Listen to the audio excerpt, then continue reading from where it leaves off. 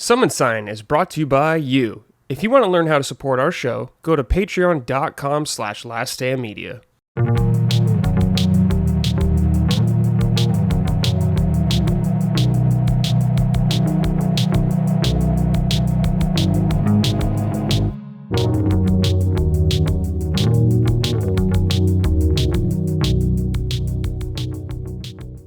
Hello, everyone. Welcome to episode 94 of Summon Sign, Last Stand Media's weekly in-depth game discussion podcast. I'm your host, as always, Brad Ellison. Joining me, I have the man, the myth, the legend, the lovely Rick Hogue. Rick, how are you on this fine day? I'm good. I'm ready to talk about video games and not about law or business or anything else serious. We'll see. Some of that might get brought up. But also, if anyone who wrote into the thread, I apologize. Micah cannot make it today. She was supposed to be in the episode, but she had to bow out because their flight home from Long Island, I'm sure Colin talked about this, was his dad's birthday there, so they went up to visit him, but their flight home got canceled, I guess, because of like a weather or storm, something like that. So they have to drive home. So Micah will not be ready in time for the show. So it's just me and your boy Rick. But that's okay. We're still going to have a great time. Lots of good games to talk about. I'm excited. But before we get into the show, please check us out on patreon.com/laststandmedia. Leave us a rating on your podcast service of choice if you enjoy the show. Help us grow, all that good stuff. And if you want some merch, go to laststandmedia.store. You can get merch sent to you from the Moriarty house. Micah will send it to you personally. So if you want some merch there, get some stickers, shirts. There are pre-orders for that Sacred Symbols like crew neck sweatshirt, the holiday one. So if you want to get one of those, looks stylish for the holiday season, head on over there. All right, let's see here. Kazdan Risk wrote in and said, "Hey, sloppy, slippy, slimy, silly summon signers. Question for Brad. A while back, I don't know when, you wore a sweatshirt that had a classic Pokemon Blue or Pokemon Green cover art design. It almost looked like it could be some sort of, or some college athletic wear. Where'd you get it? Cheers and take care." I got that sweatshirt. I can get it, but I got it from Etsy a while ago. I don't know if it's available anymore, but I saw they have Pokemon Red, at least. Here we go. There we go. This guy. The Blastoise on Pokemon Blue. They did at the time have Pokemon Red and Green as well, but I don't know about it anymore because I got this like a year ago, I want to say. So I don't know if they're making it over there, but that's where I got it from. There is stuff similar to it out there. So if you're curious, just go on Etsy. There's lots of good stuff there. Nice. Yeah, no, what's funny is people always ask me about Etsy or other kind of crafter corner places on the internet. How are they doing this? How are they selling it? Nintendo's not authorizing these things, right? Right. And the answer is no, they're not.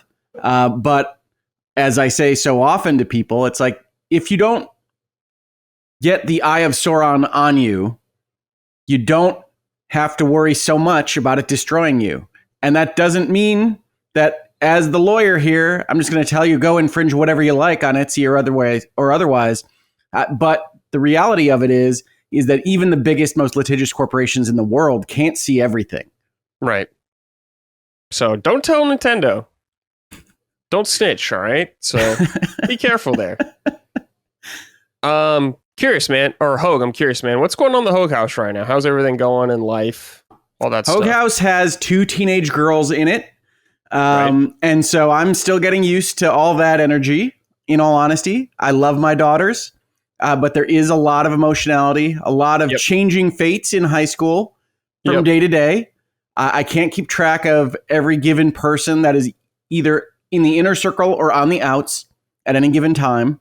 But they're a lot of fun. We play a lot of games together. I think folks that hear me regularly know that we played a lot of 100 Line this summer, more than 100 hours together, but still not remotely close to seeing all the endings in that game. So we'll see how close I can get by the time we're evaluating things at the end of the year. But Hogue House is good. Love October. A lot of birthdays in the family in October. Oh. Love Halloween, spooky season. Love it all.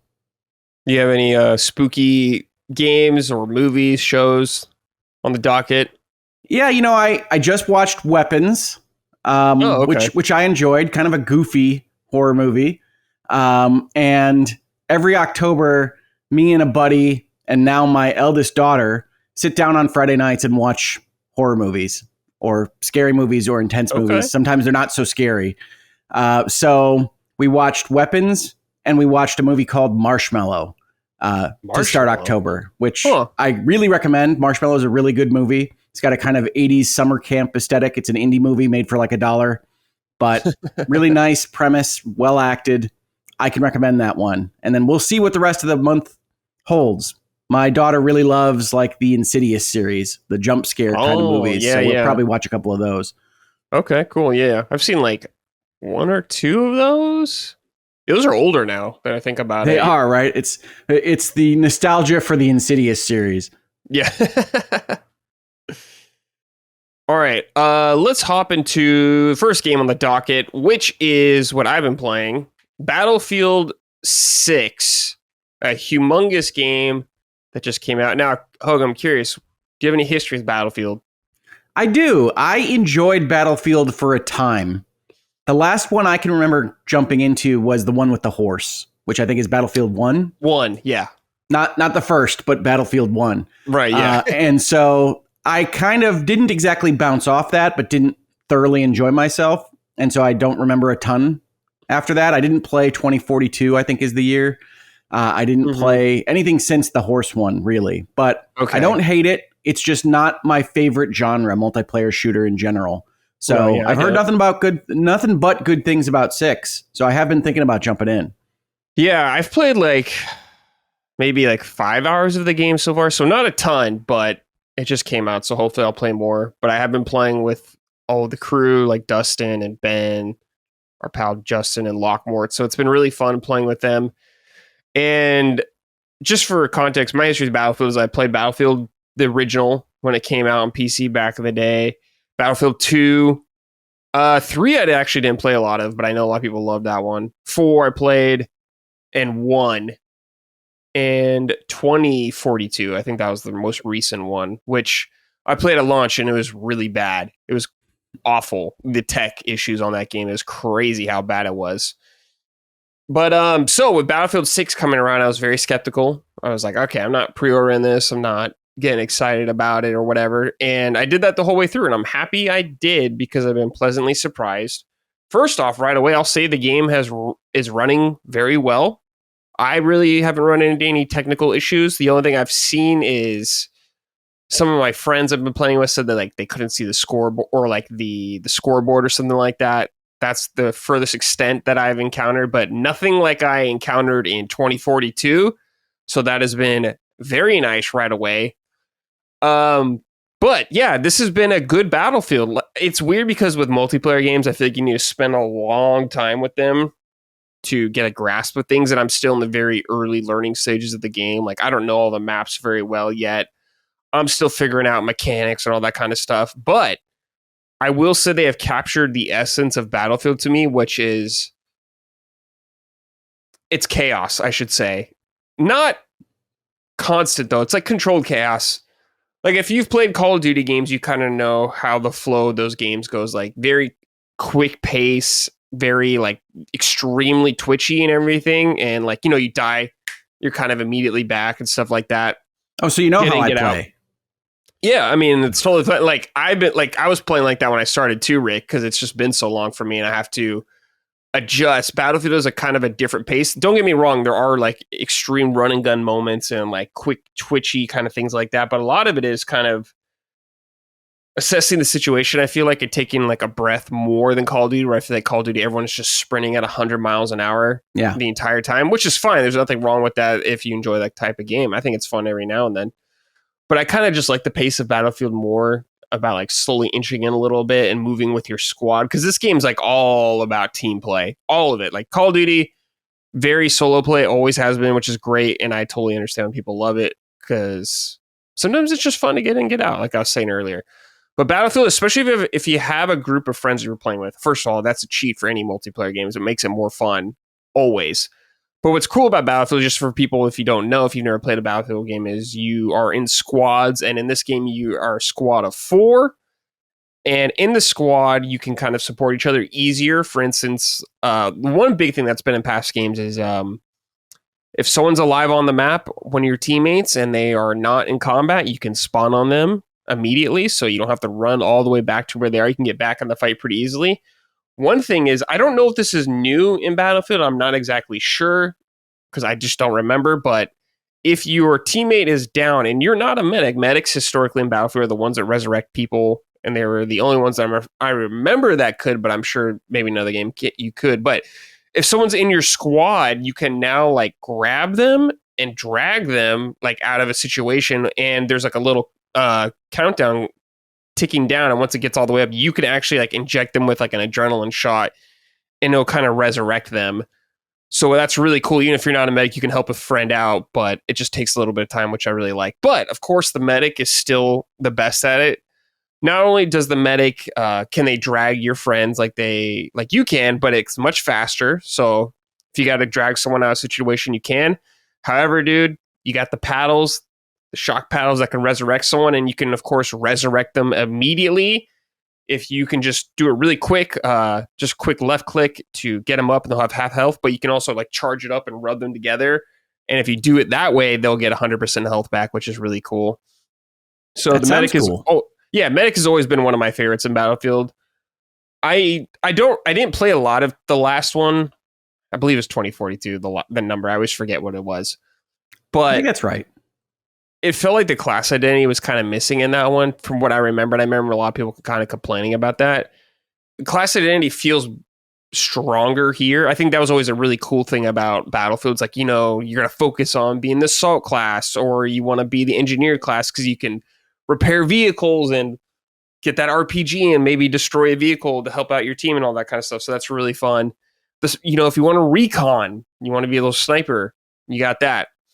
But this time around, you can, it looks like you can equip any weapon you want on a class. You have to unlock them, of course. But what I believe is a mechanic, and I haven't messed too much with it or looked deep into it, but I was talking to my friend Justin about, who's been playing a lot of it, is he's saying some classes synergize with different weapon types better than others. Like you get like a bonus or something like that. So it still keeps some of that identity. Like the medic, for instance, I forgot maybe they're called support in this one. But anyways, that class, they start with the heavy machine gun kind of thing like that. So I think they get a little bonus if they use those, which is cool.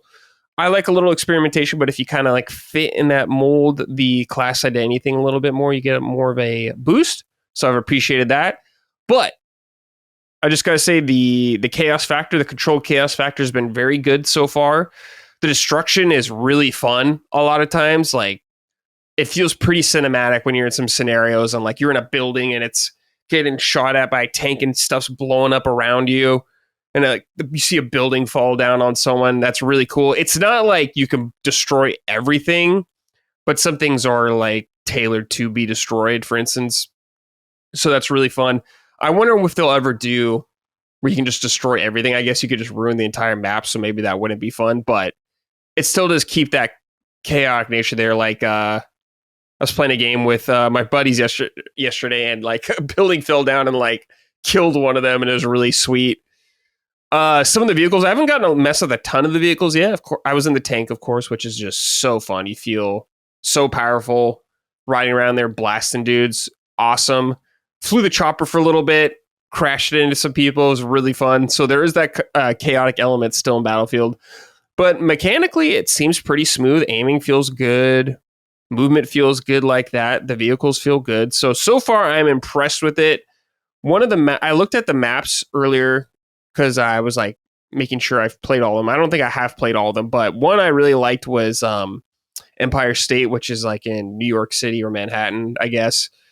And it's like very small, lots of urban stuff going on there. So running through like office buildings and all that kind of stuff. That's a really fun map. And of course, you got your huge maps of that Battlefield's known for. One of them was Liberation Peak. I think that's my least favorite one, but that's like a very mountain region.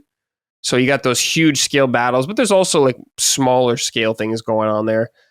But so far, I don't know anything because I just haven't played enough and investigated enough, like anything crazy new, like gameplay modes. I'm not really sure about or anything like that. I believe a battle royale is coming to this game soon. That's what I'd heard. Yeah, so I'm very curious to see how that kind of plays out. There is a single player campaign as well. I have not played it. I personally don't care about playing the single player campaign for Battlefield at all. I've played some in the past and like, I don't know, whatever. I just have no interest in them, but I don't know, Hogue, from what you've seen of this game, what do you think of it? It looks great. Everything I've seen of it looks like a lot of fun. I mean, the thing that I'm always careful about is with the forever games, the things that you can just play ad infinitum. Like, I don't have enough time in my day to have too many of those on the agenda, especially since I love the games that do have endings, the story-based narrative games. So I'm careful getting into them because I really can spend as much time with them as most other people. I'm not ever going to be as hardcore as the really intense multiplayer gamers. But that is what I worry about. I guess I also worry about, I was going to ask you this question. Yeah, I think a Battle Royale is coming. It's a full price game right now. It's from Electronic Arts. What kind of live service features, meta progression concepts do they have in the game right now? So I think there is a battle pass coming. I don't think it's in the game yet necessarily. Okay. So I'm sure they'll do all those Call of Duty bell and whistles kind of thing like they always do.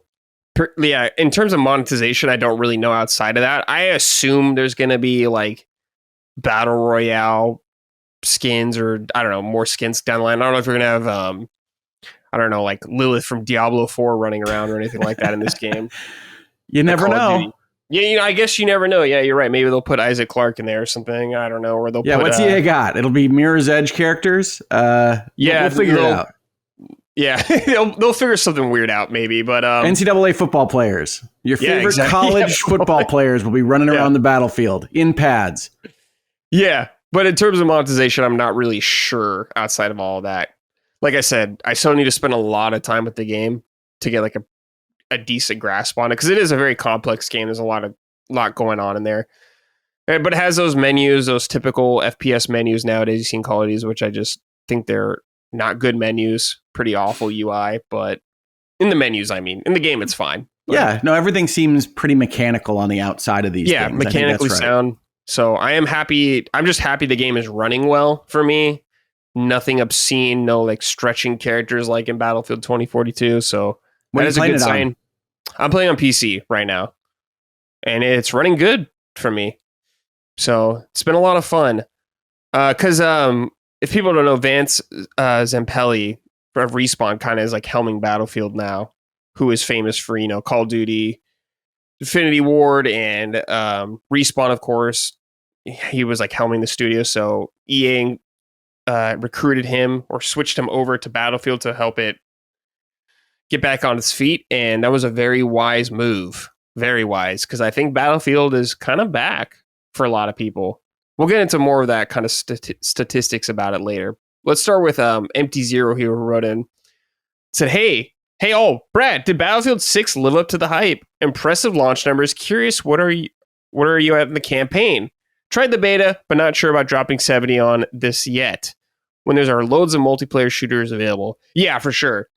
$70 is a lot of money, but this is a very premium game so far. So I mean, I don't care about the single player campaign, so I wish it was there. I wish it was cheaper for not having the campaign. I wish it was like $10 cheaper, but I hear you, but they wouldn't have given you that money back if they didn't put a campaign exactly. in. Yeah, they've done that before. It is what it is. You know what you're getting into, so whatever, like that. But in terms of living up to the hype, for me, yeah, because my hype was so low and I kept it in check the entire time. I was like, oh, cool. Like when people were freaking out about it earlier on, I was like, cool, I'll believe it when I see it, kind of thing like that. Like fool you once, or fool me twice kind of thing with this game. But I'm happy that it turned out really well, because I love the old Battlefield games, so I'm very happy to see it seems to be back, as the kids would say. So that's good shit. All right, I'm sorry, Hogue, I have to read this to you as a father. I fucked a dude today to see if I would squeal. Hey, they have the names. I got to read them, Hogue. Okay. Hey, y'all, this one is for Brad. I'm debating on getting Battlefield 6, as it will be my first time in years paying premium for a predominantly multiplayer game. Have you missed with the campaign? And if so, how is it? If not, has the multiplayer improved on some of the issues with the beta? Thanks, and don't let these two Goombas corrupt you, Rick. Oh, yeah, that's me and Micah. Yeah, a lot of people are curious about the single player. Like I said, I have no experience with that. Hopefully, maybe we can get... I don't know if anyone from work's playing the single player, honestly. I don't think anyone really cares about it. It's funny, even if I bought it, I know I'm the narrative guy, but even if I bought it, I would not have jumped into the campaign. I just don't expect much from it. And that's going to be a real bad piece of news at some point when they make a killer campaign, and I will have not popped my head in because I just don't trust it. Well, I saw, I'm sure you did the IGN review of it. I did. And they gave it a 5, and I'm like, well... That seems right. I don't expect much from it, but I'd rather spend my time doing something else if I'm going to spend it on the campaign. Yeah, no, it barely registered to me as whether or not I should buy it or not, because I wouldn't have been buying it for the campaign either. I would be buying it for everything that you've talked about, actually, which is I'm really excited to hear about squad identity. I was always the spotter throwing ammo on the ground. Yeah, you could do that. Yeah, that's the support class or like the medic. They also throw the ammo down now as well. So you're like big time support for the entire team, which is really fun. That's what I like. Class identity is there, at least right now.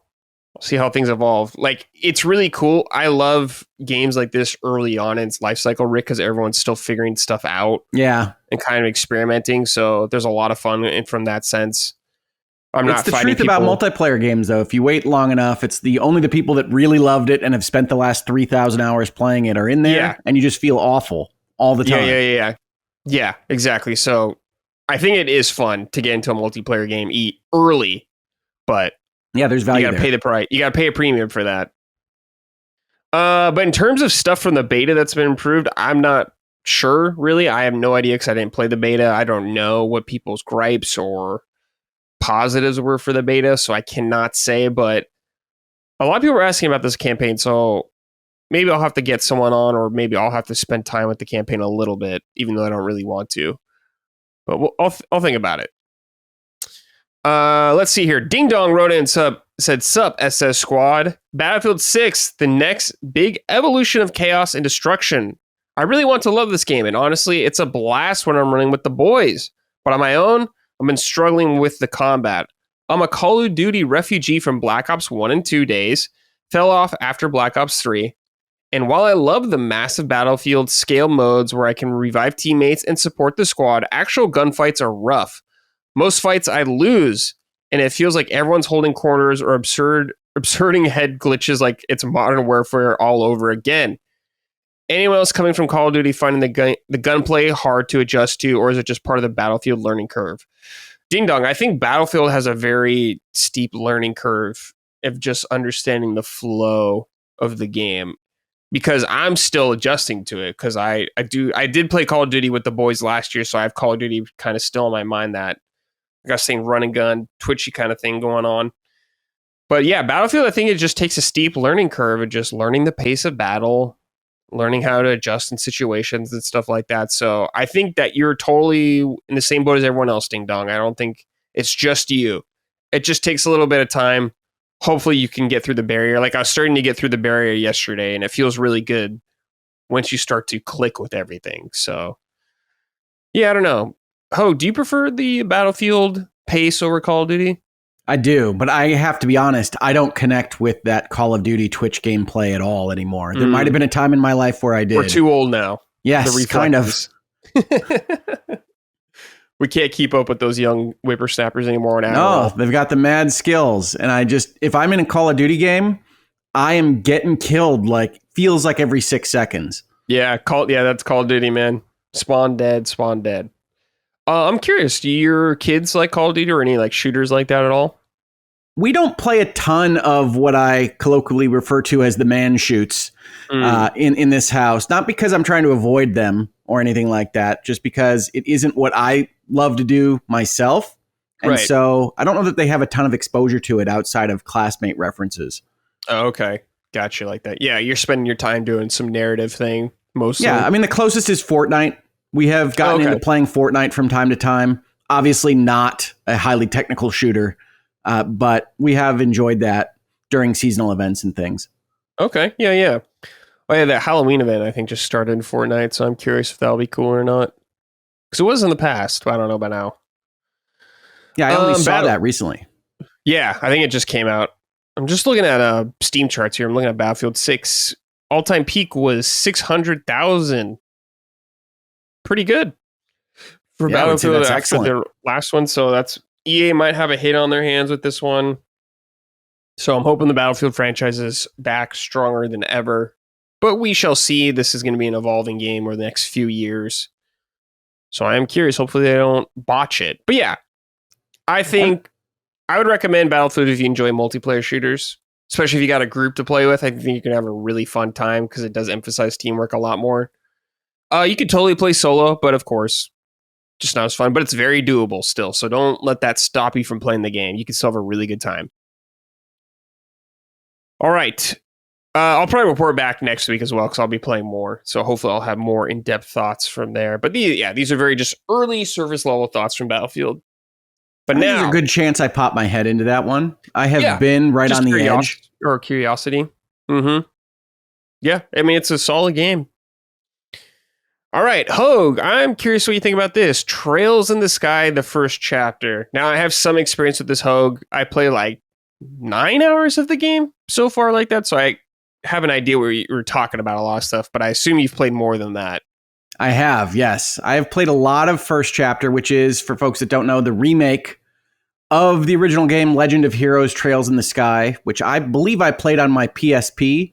Yes, but if I'm getting my portable system wrong, I apologize. No, it was PSP.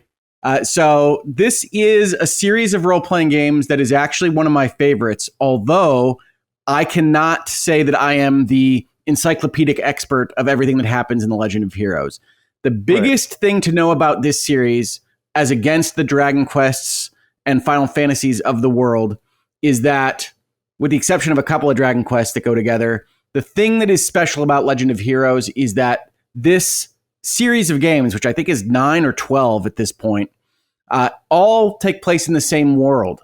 And the ones that have the same name, Trails in the Sky versus Trails of Cold Steel and other Trails games, the ones that have the same name take place in the same country within this world.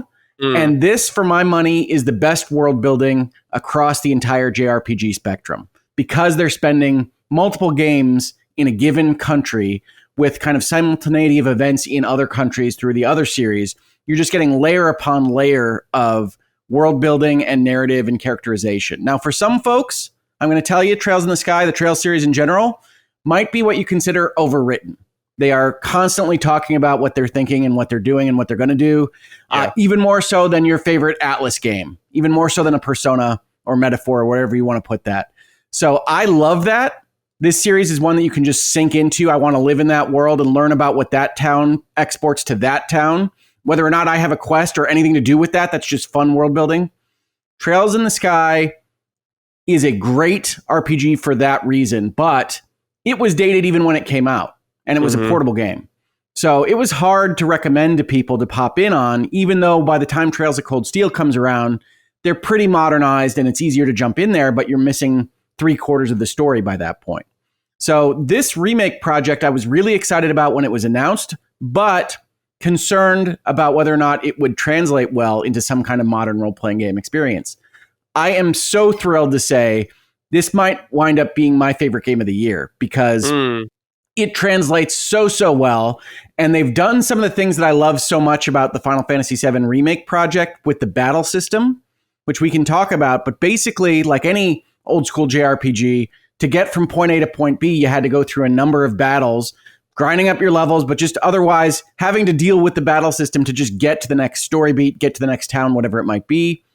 The people that made this remake, First Chapter, said, yes, we want to keep that notion that you have to go on this adventure and travel through these dangerous places, but we maybe don't want you to have to go through a full-on turn-based battle every time you do so. So they've created this hybrid action turn system, which is solving the same problem as the Final Fantasy VII Remake system does, but they did it in a different way. So in this case, much like Metaphor, you can go up to enemies in the field and you can just hit them with your sword or your stick or whatever else your character actually has for this fight. And it's not going to do a ton of damage, but if they're low enough level, you can go right through them and you're still fighting monsters to get to the next town, but you're not going into this really complicated system. But at any time while you're engaged in that action fighting, you can hit a turn-based button and fire up the turn-based system from there on the field. It doesn't go to a different thing, and there's no swirling effect and takes you to a board or anything like that. And so it creates the best of both worlds, in my opinion, for a system that was already awesome. Right? I talked about the world building. I talked about the narrative. The characters are great. But this fighting system is also really cool, which is to say it's turn-based. It has this kind of delay mechanic that you might recognize if you're currently playing Final Fantasy Tactics or anything else that has this concept of I'm going to cast a spell and now my turn is in slot 6 instead of slot 2, that kind of thing. But also with geography in the space. So you can walk around when it's your turn in this specific circle, and your various attacks might hit in lines or diamonds or circles themselves, and you're trying to keep the monsters in a specific place to do various things to them. You might get bonuses from behind or from the side, like a Xenoblade type game. And you're thinking about all these things while engaging with the typical kind of elemental weaknesses and other things that are happening in that system at the same time. So it's just very intelligent. It's very kind of robust in the thinky part of JRPGs, all in service of what winds up being one of my favorite stories ever. And I will tell you, Trails in the Sky first chapter is not a super big story. The right way to think about this is it's The Hobbit to the Lord of the Rings, right? It is the chilled out kids version of this world. Things have not quite happened yet. Gods and monsters are not fighting each other in the skies. It's not there yet, but it sets up what is going to come in this series so well. And I just love it. It's voice acted now. The graphics are great for 2025. It's not trying to be photorealistic. It's not trying to compete with the Final Fantasy VII project on those grounds. It's instead a very modernized take on a very stylized JRPG graphic set. So I love it to death, and I can't speak more highly of it, honestly. Yeah, I enjoy the game a lot from what I've played. I think it's very slow at the beginning. Is. Like, it's still pretty slow for me. Like, I'm like 9 hours in. I'm like, nothing's really interesting's happening still in this game yet. Yeah, so no, it's about seeing the sights.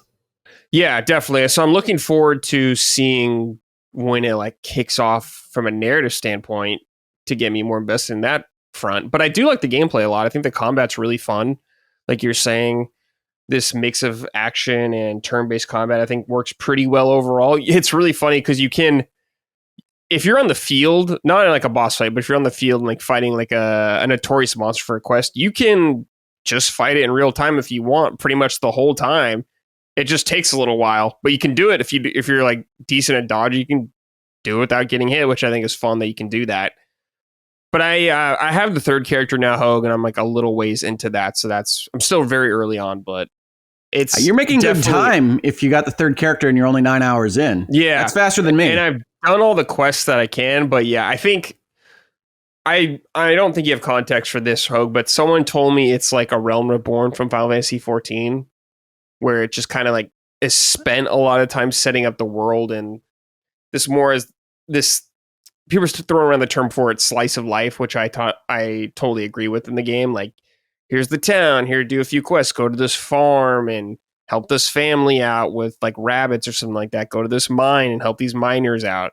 Very local, help the town out kind of vibes right now. Nothing big, no overarching like crazy narrative yet. No evil big bad empire or something like that going on. Yep, but nobody's dead for 1,000 years in a cave. Yeah, nothing yet, nothing crazy like that yet. But I'm sure it's going to get wacky, like all RPGs in a fun way. But Legend of Heroes gets big. Get back to it. Yeah, I definitely want to get back to it. It's just time. I don't know. Like, as you know, there's just too much shit. So there's way too many games right now. Burner. But I would like to beat it because I know Maddie really likes these games. And one thing I've really always respected about the series is it, like Kingdom Hearts, and you bring this up, it's very unapologetic about, hey, this is like a sequel, a direct sequel into this world. And if you haven't played these other games, you're going to miss out on a lot of kind of stuff like that.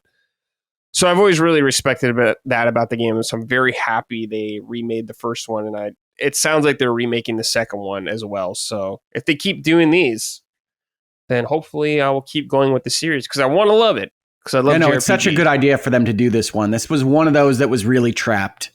It was like, it isn't a great design. It isn't a great design for 2025 to get people in the door. You look at a screenshot of Trails in the Sky and you're like, no, Rick, I don't want to play that. It's like, I get it. I get it. And what was the tricky part here is I didn't know exactly how much they were going to translate. And they kept the whole battle system. Like when you're in the tutorial for this game and they're introducing you to the action setup, I'm like, oh, did you guys just make it a hack and slash? Like I would have understood, but I would have been disappointed. And they didn't. They kept everything that's great about that system as part of this. They added a whole lot more bells and whistles to explaining the world. It's got a great user interface. It's got great quality of life things that they've added to it. But yes, anybody that looks at this and says it's awfully slow, the cutscene is 7 minutes long, and they're mostly just talking about what they're cooking for dinner, that's not wrong. It's just part of the vibe for this series. The good news is that same kind of level of detail and learning what a character is really all about before you go off and fight gods with them is going to continue throughout the whole series, right? They do that even when those gods are on the board. And it's really, really a cool feeling for a game series to have. It's what I miss, honestly, with Final Fantasy. And I love Final Fantasy. It's my favorite series of all time. But you do feel when you get deep into the Trails series of games here, like those Final Fantasy worlds have to be a little bit more lightly sketched because you're only spending that one adventure there. You're only going in for that 1 40, 50, 60 hour period. And so it winds up feeling lighter and less complete than this world of Liberal in Trails in the Sky. Yeah. Well, unless you played all 13 games, Final Fantasy 13, 1 through 3, then you get a lot. Maybe too much. That's true. You're not wrong. Let's see here. Dave Ramos wrote in, said, hey guys, this one's for Hogue. I know quite often you've stated how you prefer turn-based combat when it comes to RPGs, so I'm curious how you're liking Sky First Chapter. Are you engaging with the action combat at all and playing it as a hybrid, or are you just walking up to enemies, pressing square immediately, and doing switch to turn-based? No, I'm not fighting like the flies out there in the field with the full turn-based system. It's not necessary to get through. I really think they found a nice golden path here for feeling like you're out on an adventure, that you're in danger, but that you don't have to engage with all of that intellect and geography maintenance when you're fighting things that you should roll through. So I am using both. And I'm really impressed by like the animations they have for even like dodges and counters out in the field. So I'm using both. I promise you that I am. And I really love the system. Okay. C wrote in and said, greetings, folks. Hogue, this is being directed at you. I wrote in a couple of weeks ago about JRPGs and how I also fell off of them and don't click with them. Xenoblade and Dragon Quest are two that come to mind. Is it likely that Trails will see me also fall off? I'm dying to get into a massive series. Cheers.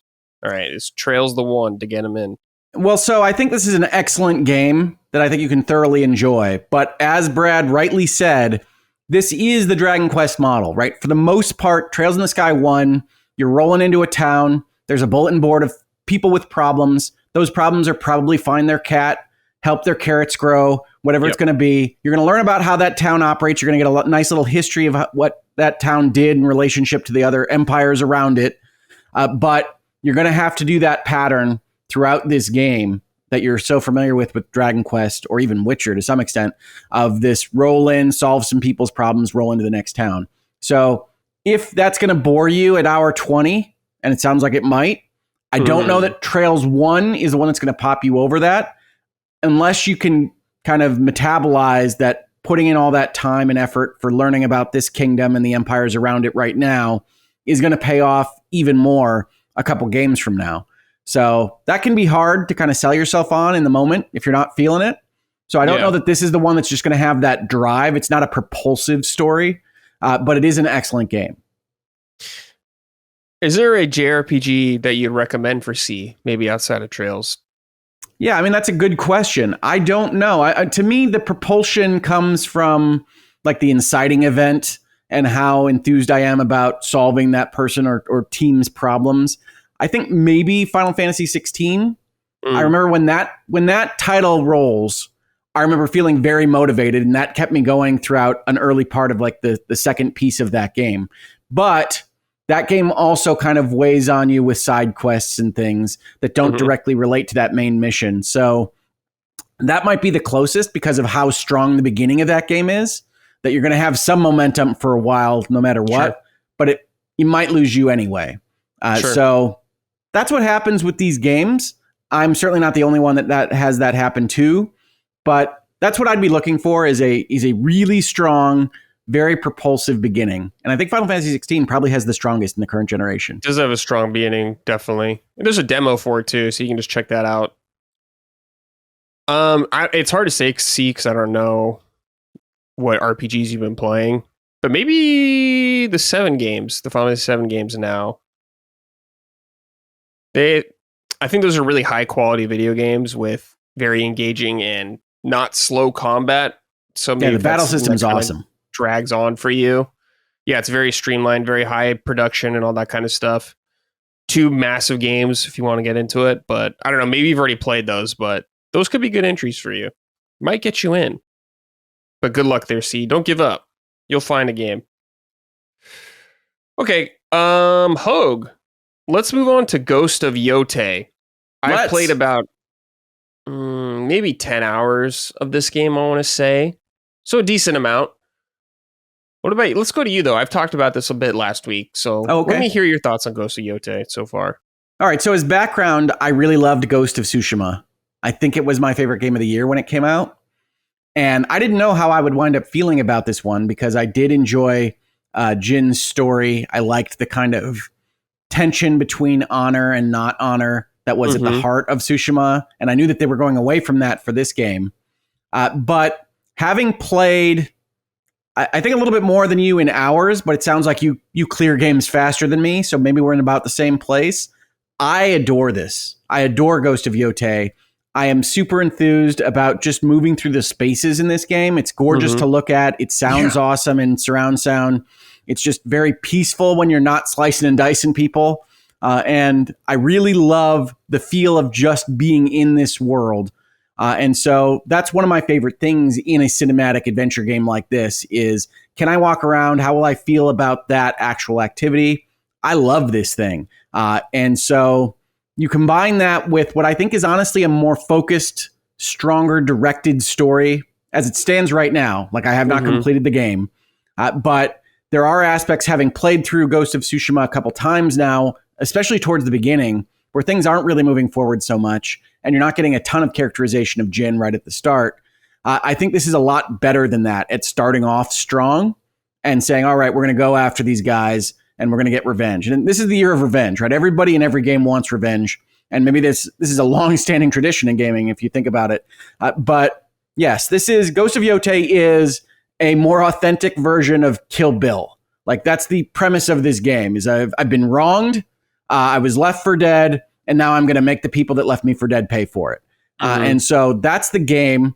And then everything around it is the same as Tsushima insofar as you're getting really cool side stories and character beats and things like that you can enjoy, but all with a more focus. This is why I'm doing this. This is why I am advancing through this land, is to get these 6 guys and I'm going to take them down.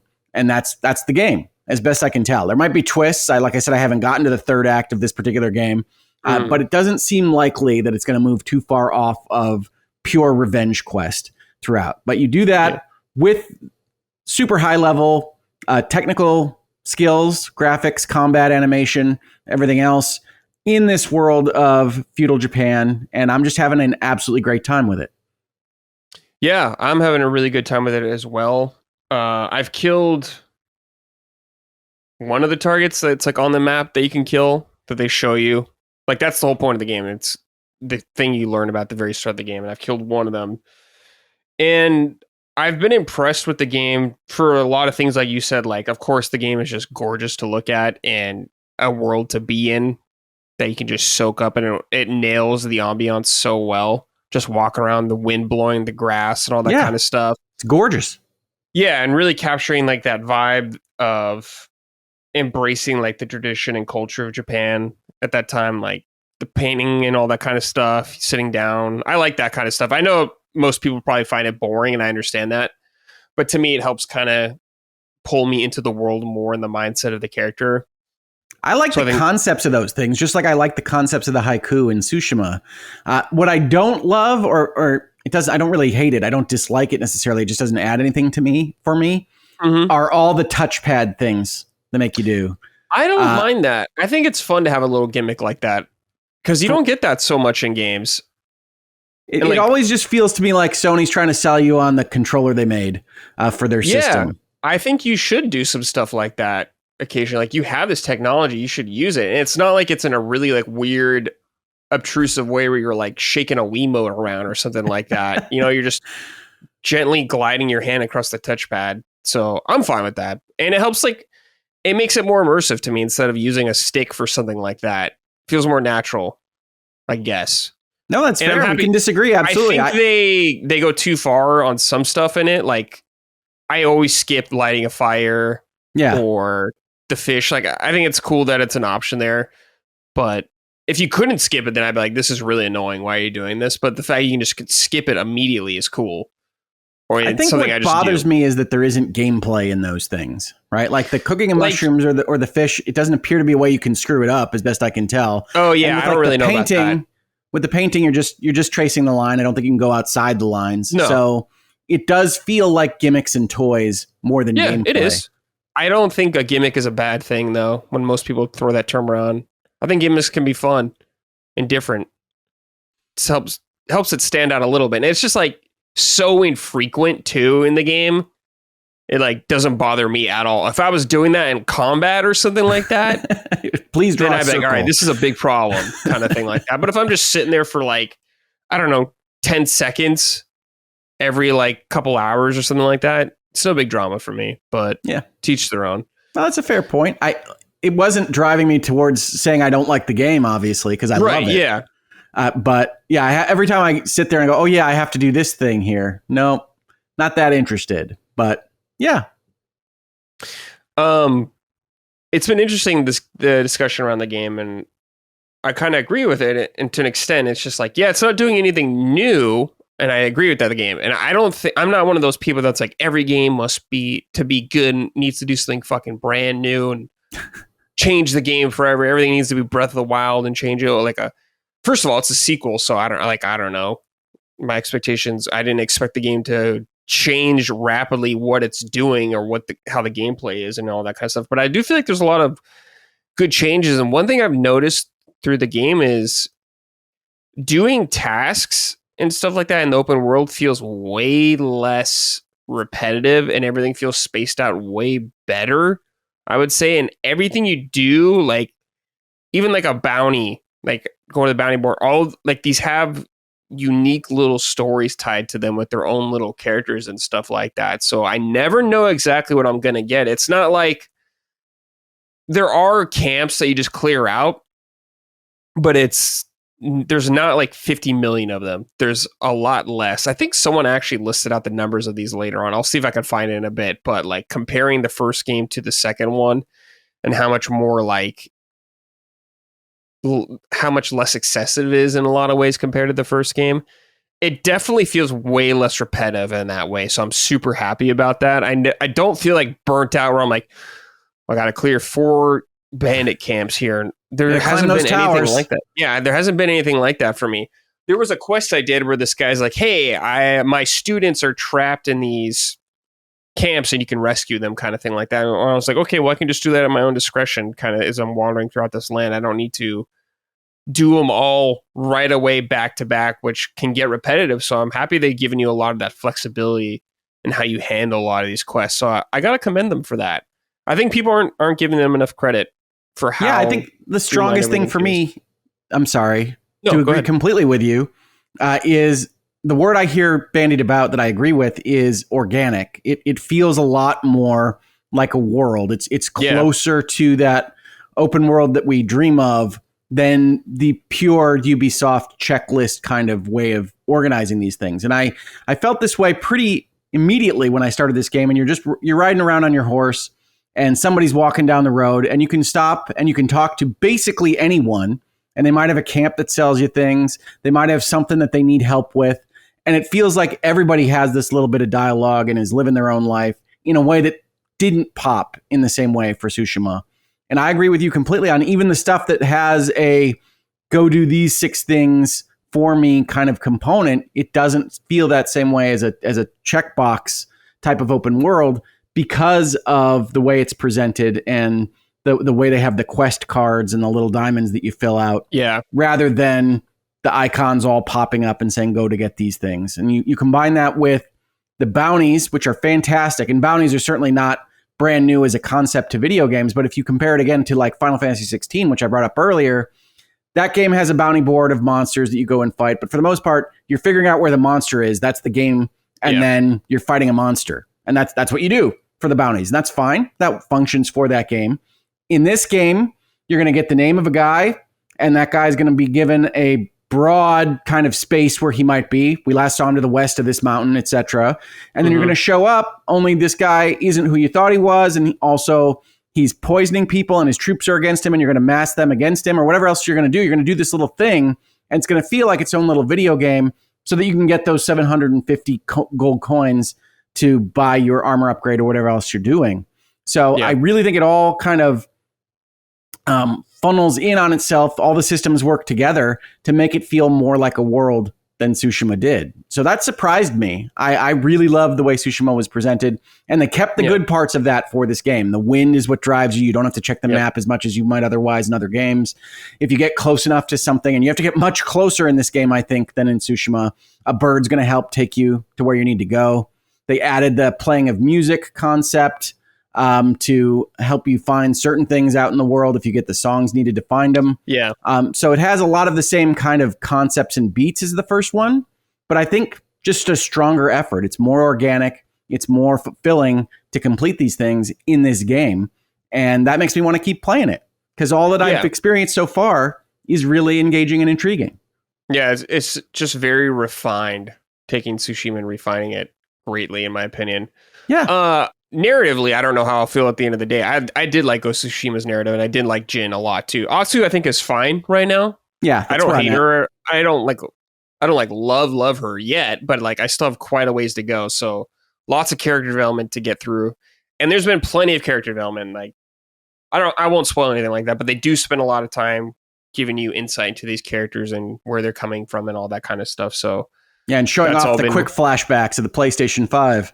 Yeah, yes, the solid state, all that kind of stuff. Yeah, the loading, very quick, very nice.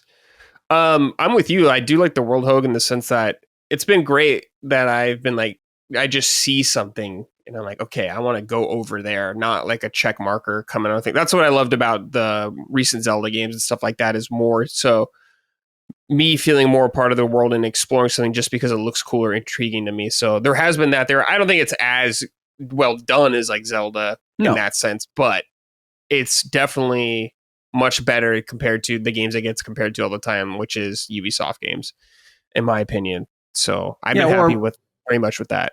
Or even more specifically this year, Shadows, right? Shadows was a game I loved. I really enjoyed Assassin's Creed Shadows.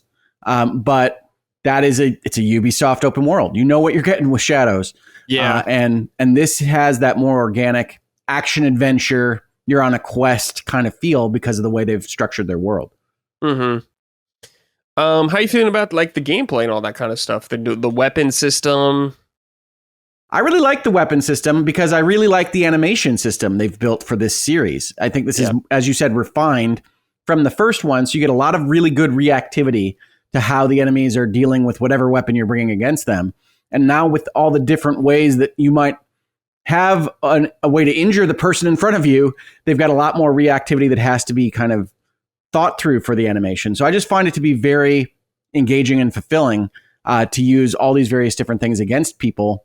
I don't view it super different in terms of moment-to-moment gameplay from the stances of Tsushima. You're mostly picking what's going to work to counter the person in front of you, but it looks a lot different. So as long as we're giving it full credit for the graphic mastery that is this game, that animation system and the way that people interact with the weapons is part of that story.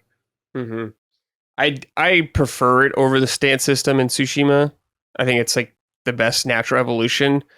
It does have like that rock, paper, scissors element still, like weapons are more effective against other types that you're fighting in. So if you want to play efficiently, you'll be swapping weapons pretty frequently in combat, depending on who you're fighting. But it's very quick to swap weapons, so it's not really a big deal.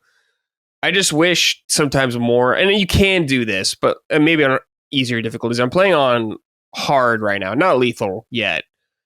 I think hard's good for where it's at right now. But it's like, maybe I just want to use the dual katanas or something, or the spear for the entire game more so. But I don't know. I think it is improvement over the stance system, though. So that's good. Yeah, no, I think it looks great. Yeah. My only difficulty is unique to me, which is to say that the left bumper is what's used to deflect attacks coming in. So you can hold that down for most attacks. That's fine. But if they start hitting you with these special attacks, which is mostly what they're going to do when they're trying to hurt you, you have to time the bumper press, release, and re-bumper press along with the animation. And that just proves to be very difficult for my left hand. That's essentially 3 steps on timing to get done, often in rapid succession. So that proves to be a little bit more difficult than my left finger is able to do a lot of the time, which means that if you were to watch me, if I were to ever stream my gameplay of this game, you're seeing a crazy Atsu rolling around like spear combos when she shouldn't be, because it's just not going to work for me to pull off those 4 blocks, even though I know the timing and I can look at it. It's just not, can't give the order to the finger properly. So that's a me thing, but it is tricky because it is asking for very precise left bumper timing. Yeah. But you're adjusting. You're finding your own way to do it, which is cool. Yes, rolling around like a crazy person. Hey, I will become the ghost of rolling. It's an option, so it's good. Let's see here. Joseph LaRussa wrote in and said, "Hey, Summon friends, what are your thoughts comparing Yōtei to Tsushima? I'm about 51 hours into Yōtei, and I honestly think that while some changes to the story are good, and I like Atsu, I miss Tsushima's gameplay. Atsu lacks a very fundamental stealth ability for well over half the game, and the enemies are so aggressive and magnetic that I'm constantly interrupted trying to change between ranged and quick-fire weapons mid-combat. They don't have time to slow down, like switching melee weapons, so it's super frustrating. I'm really liking the game. It's great, but I'm not sure it surpasses Tsushima for me. P.S. Hogue, I still, as of time of writing, do not have my Trails copy, nor has it been shipped, so sorted out the limited run games. And Brad, I'll be on my way to TwitchCon while listening to this. I hope to see you there next year. Finally, hi, Micah. TwitchCon, I don't think I'll ever go to TwitchCon. I don't really have a desire to go to that, but I hope you have a good time. So let me just say a couple things right here. The stealth mechanic he's saying that's missing for half the game, I know what it is, but I'm happy it's not here. I wish it wasn't in the game at all. I don't like stealth mechanics like that he's talking about. There's a guy with a leaf blower outside my window. Excellent. So I'll just try to say, but I'm happy that it's on the game. I wish it wasn't in the game overall. I don't like stealth stuff like that. It breaks the game too much for me. So I'm happy it's not there so far. And with the enemies, the sense of their aggression, good. I want them to be aggressive. I don't want them standing around. They don't stand around. They don't wait their turn. Yeah, like I don't think they should be doing that kind of stuff. They should be aggressive. They should be coming at you frequently. So all those kind of things you're complaining about are positives to me. The weapon swapping, though, it doesn't slow down when you swap a weapon really quick. Oh, it does slow down for weapons. I think he was saying it doesn't for the R1s, the consumables. Oh, well, yeah, I only have 2 right now, so it's not a big deal for me, but I could see later on then that could be an issue, I suppose. I think the biggest thing that he mentions that is, if not a negative, something that I've had to get used to is the soft lock on is pretty focused on whatever it's soft locked onto. So if you want to do something else, whatever that might be in the space, and you want to run in a different direction, you're going to be focused on the guy that the game has chosen for you to be fighting. Really? I haven't had a problem with that. Yeah, it's more aggressive than I would be expecting for this game. And I think it's certainly differently programmed than Tsushima was. Sure. Now that's okay if you get used to, all right, if I'm in this space and the game has said I'm going to fight this guy, you're not really going to be able to run around or run away in this direction in any efficient manner. So you're gonna engage, and it does mean that people are going to fall off camera that maybe you don't want to fall off camera. And I do think that's hard to get used to. But like all games, it's like figuring out what it's going to do is going to be 90% of the battle there. That's interesting. I haven't had any problems with stuff like that. Everything has been super easy for me to adjust to. I guess movement. And like who I want to attack now is you're not been an bragging. issue. I've never like attacked someone where I'm like, oh, I didn't want to attack that guy kind of thing. I don't know. I Well, think maybe they my- can adjust that, put it in options in the menu or something like that to tone it down. I think in my instance, it's you've got 3 guys around you, and you really want to be seeing guy X, but it's focused on guy Y. It's very hard to kind of get it to move around for you. Okay. Gotcha. Well, yeah, I'm sure they can patch some stuff in like that. Just adjustments, options. Just the Hogue patch. We made the camera dumber for Hogue. No, I think Sony's all about kind of tailoring the experience for everybody with the amount of options they have in some of their games. So I wouldn't be surprised if they do more stuff like that. I think it's fine if they want to do that. I think it's great. I hadn't even thought of it. It is very magnetic to the person you're fighting. Mm-hmm. All right. This is from Pretty Much Satan. Howdy, summoned sailors. Like many, I've been playing Ghost of Yōtei a lot since its release, and I've been really loving it. The discussion around the game being just more of the same feels reductive. I played the 2 games almost back to back, and to me, Yotei's open world is vastly improved, and flow and discovery is much improved. The variety in events and missions types is improved. The variety of environments, the combat is much improved. The story can be argued depending on which clicks more with your preference, but people are out here seemingly bashing the game because it's not some full bore reinvention of the first game. It's like people forgot what it means to be a sequel to an existing product. Is a band supposed to reinvent their sound every album? Is a painter supposed to change their style with every portrait? I'm being a little hyperbolic, but I wanted to share my thoughts and see what y'all thought. Thanks for all you do. P.S. Remember, if you smack your nutsack 5 times with a fly swatter at 3:13 a.m. while singing Mary Had a Little Lamb, a German cockroach named Larry will appear with a bag of gold. Dude, I don't know what the hell you're talking about. Sometimes I don't know what's happening over here.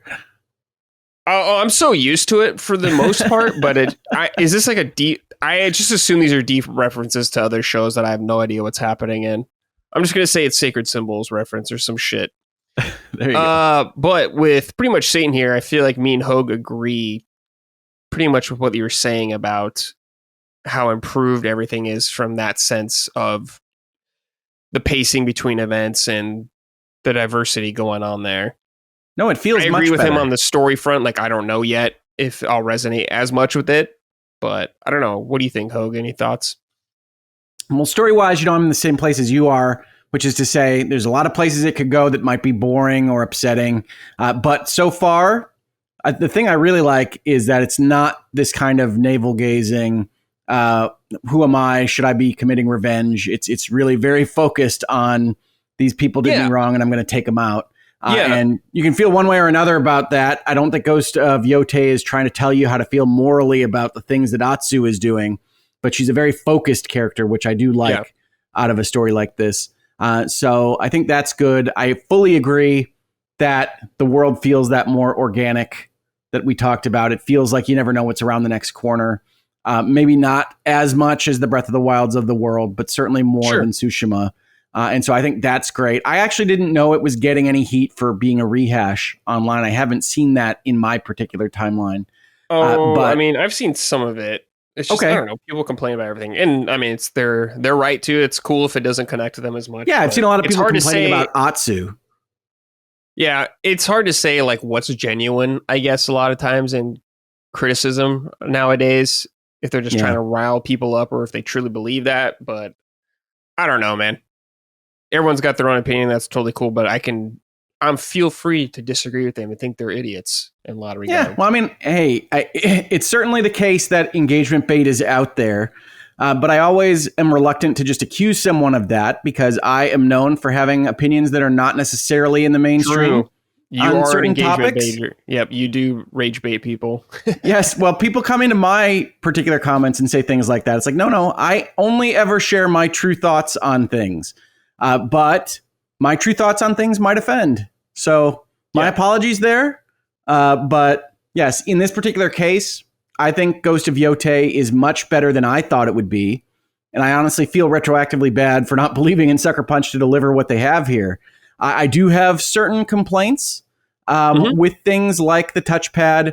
And then I would also say there's a lot of climbing challenges, a lot of environmental puzzle type solving things in this world. And because they have focused on being organic, both in the story and narrative delivery and in the way that they have these puzzles, I do think you can wind up getting stuck running around a mountain trying to figure out where the entry point to the climbing puzzle actually is a little bit more than I like. But that's going to be a reasonable minds can differ, your mileage may vary type thing for most people. Yeah.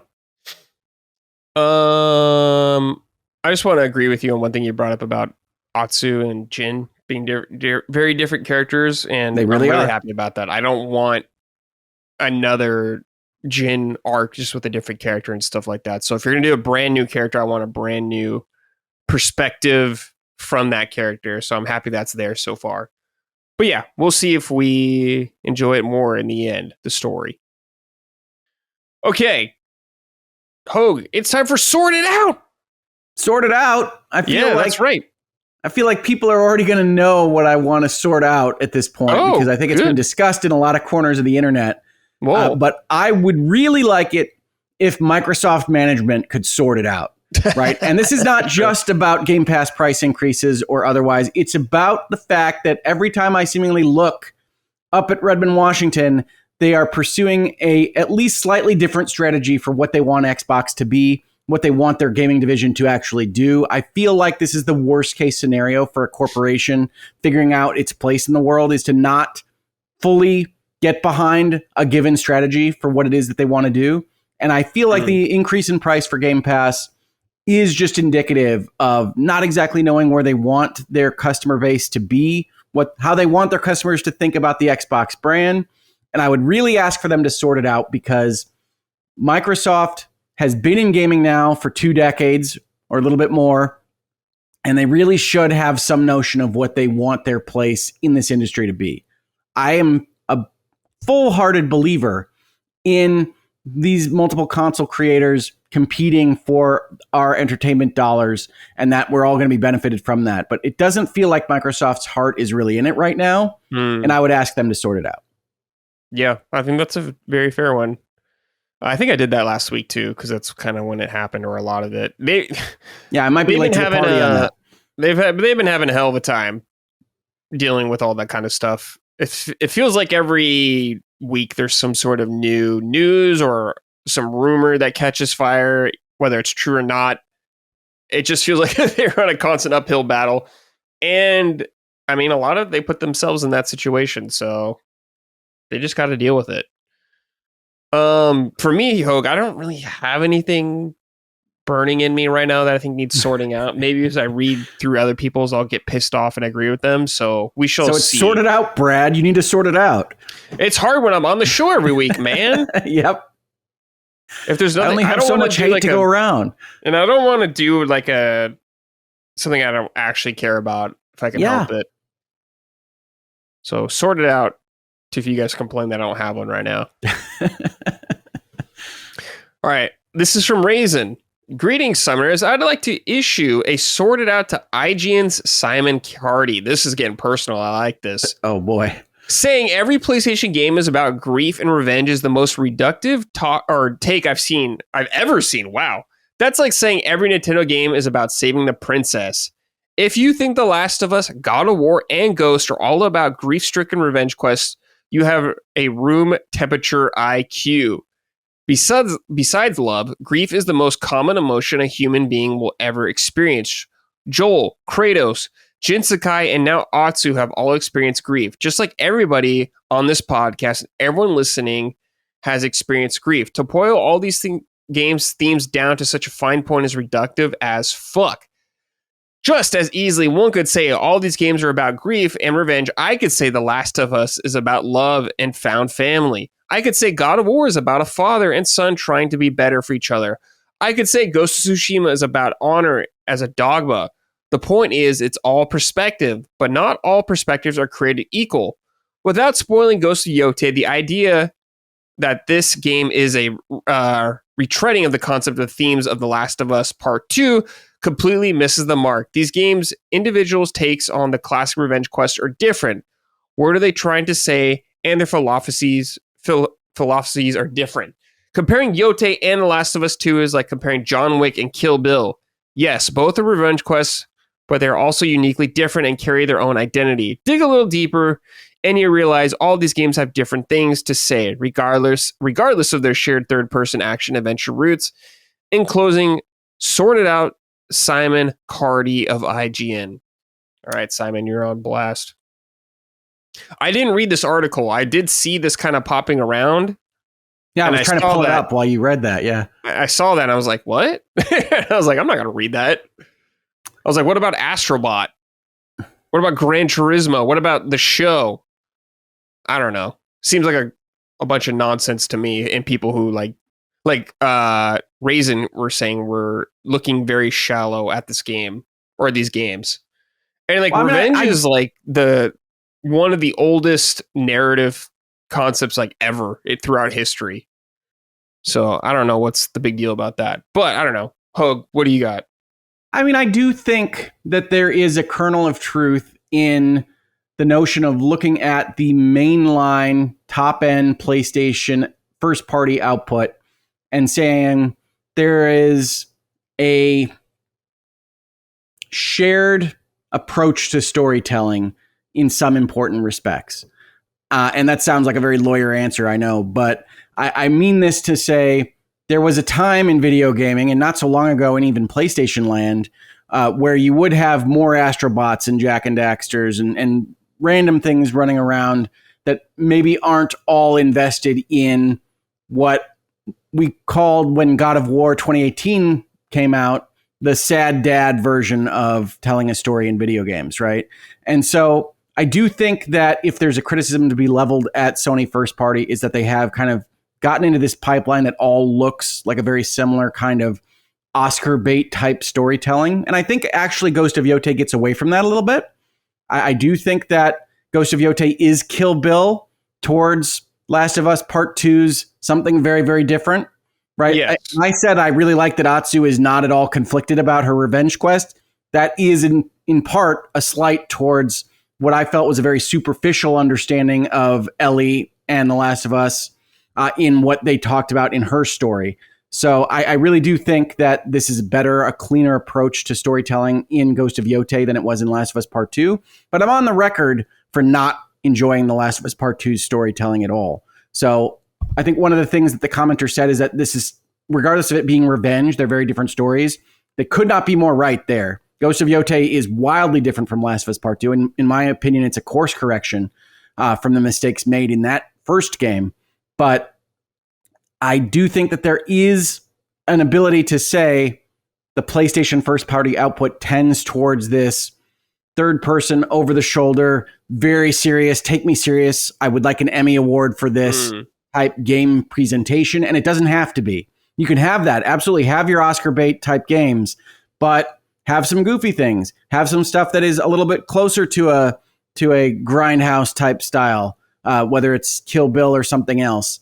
If that's what floats your boat. I do miss a certain amount of variety from Sony first party and from gaming in general, in large part, as we got to get towards games that are by design solved what we think most people are going to enjoy playing. So I am not going to put the author of this article on blast, especially since I haven't read the article. But I think there is a place there to say maybe these things are a little bit too gray and photorealistic and samey, and we can maybe have things that are a little bit more different more often. I think wanting more different's good, but I think there is different out there, but people just don't care, or it's not super good. One instance, Concord, very different tone, very comedic a lot of ways. Bad game. Just no one gave a shit about it. Completely different tone though than what we're used to, or I guess people expect from Sony first party. Astrobot, another great example. We were talking about that earlier. Soros, if it's anything like Returnal, is very different. It's very like psychological and a lot of that kind of stuff. So it's not going to be the sad dad revenge thing. Well, maybe it will be, but I mean, you never know. It's interesting because Returnal is definitely about grief and trauma. Yeah, absolutely. But how it's told is like very different, and what you're dealing with there, it's not super like serious, grounded reality kind of thing like The Last of Us and stuff like that people think of. It's a very like eldritch horror kind of thing going on there. Not even close to the same thing. Just because I think something is like serious or it takes itself seriously, its story, people like all think it's the fucking same. I don't know. I think that can happen. Stupid. Yeah, no, and I think that's a perfectly valid kind of position to take, which is to say, yeah, they're about grief, but they do it differently, and that's good enough for me.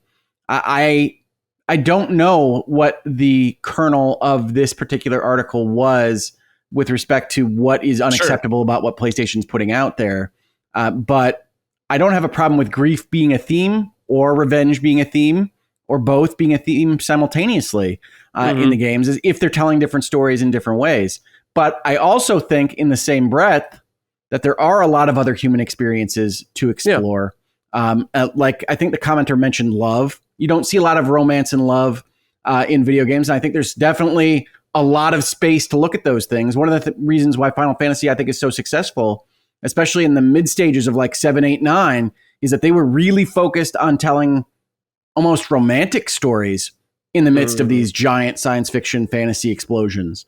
And so I think there's space for that kind of thing. I don't know if I trust our current video game writing class to do it justice, but I do want to see more of the human experience represented by games. And that's one of the reasons why you see me talking so much about things like cozy games or even dating sims that explore different aspects of this and not just man shoots or fighting goblins in a forest or what have you, even though that's the bulk of the games that we play, because every game has to have some kind of conflict point, and it's easiest to have you hitting somebody with a sword or an axe or your fist or otherwise. I can't wait for one day Naughty Dog to make a fun 3D platformer, and people are gonna be like, "What is this? Where's my serious game?" So I feel like you can never really win with some people. No, that's true. We talked about engagement being a thing on social media. There are folks that are going to either get their jollies or their dollars from complaining and being upset about things. That is just the truth of the internet. I'm sorry that it is. I really, really am. But that is what you see out there.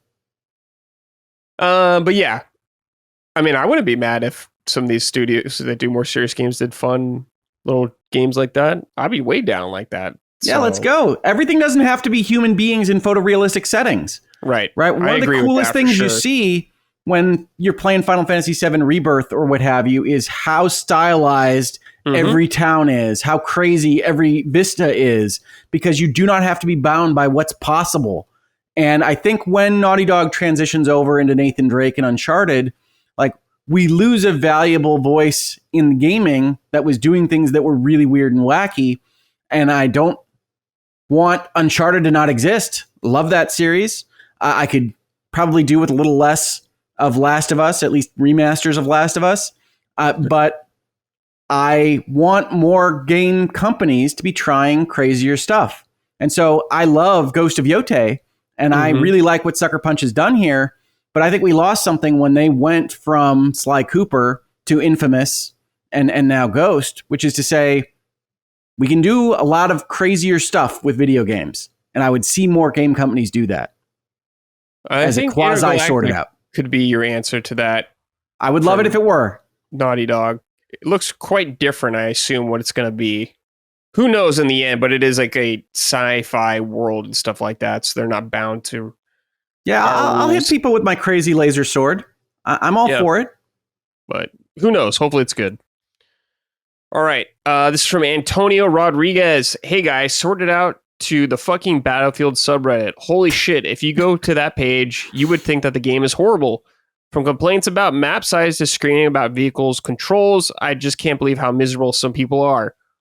While there are legit criticisms about the game for sure, map size for Conquest is in fact being one of them. Making 10 posts an hour about them is just childish. Sorted out Battlefield fans on Reddit, you chuds. That sounds like a Reddit term at the end. Maybe you're a Redditor. But yeah, I mean, people complain about everything, I guess, and it is kind of annoying, but it's weird because it's hard to separate genuine criticism against people who are just actually dumb or people who are rage baiting. So a constant struggle throughout humanity, and it always will be. Only exacerbated by social media. Yeah. This is from KB. I'd like it to issue a sorted the F out to anyone awake over at Planet Xbox. This is starting to feel like a weekly reoccurrence. Halo Studios art director Glenn Israel, who worked on every Halo title since ODST for the past 17 years, just posted on LinkedIn, quote, no illusion of security nor promise of wealth or fame or power is worth trading away your health, your dignity, your ethics, or values, and no one could force you to, end quote. It doesn't suggest pressure around using Copilot AI, then I don't know what does. Is anyone awake at the wheel over there? Thanks. No. They just can't get a win, man. There's always something happening. Well, I have to be honest, I am always a little bit cautious about just taking the disgruntled former employees' comments at face value. Sure. Because that's just a common thing. You don't feel great thoughts about your former employer. And a lot of people go out with something cryptic sounding like that. Some people will go out even more directly after that. But yes, they could be asking for AI art. Don't know. I'm not even sure that Microsoft, as a giant international company, knows exactly what's happening in all its divisions. But yes, Microsoft management, again, I reiterate, sort it out. Mm-hmm. Yeah.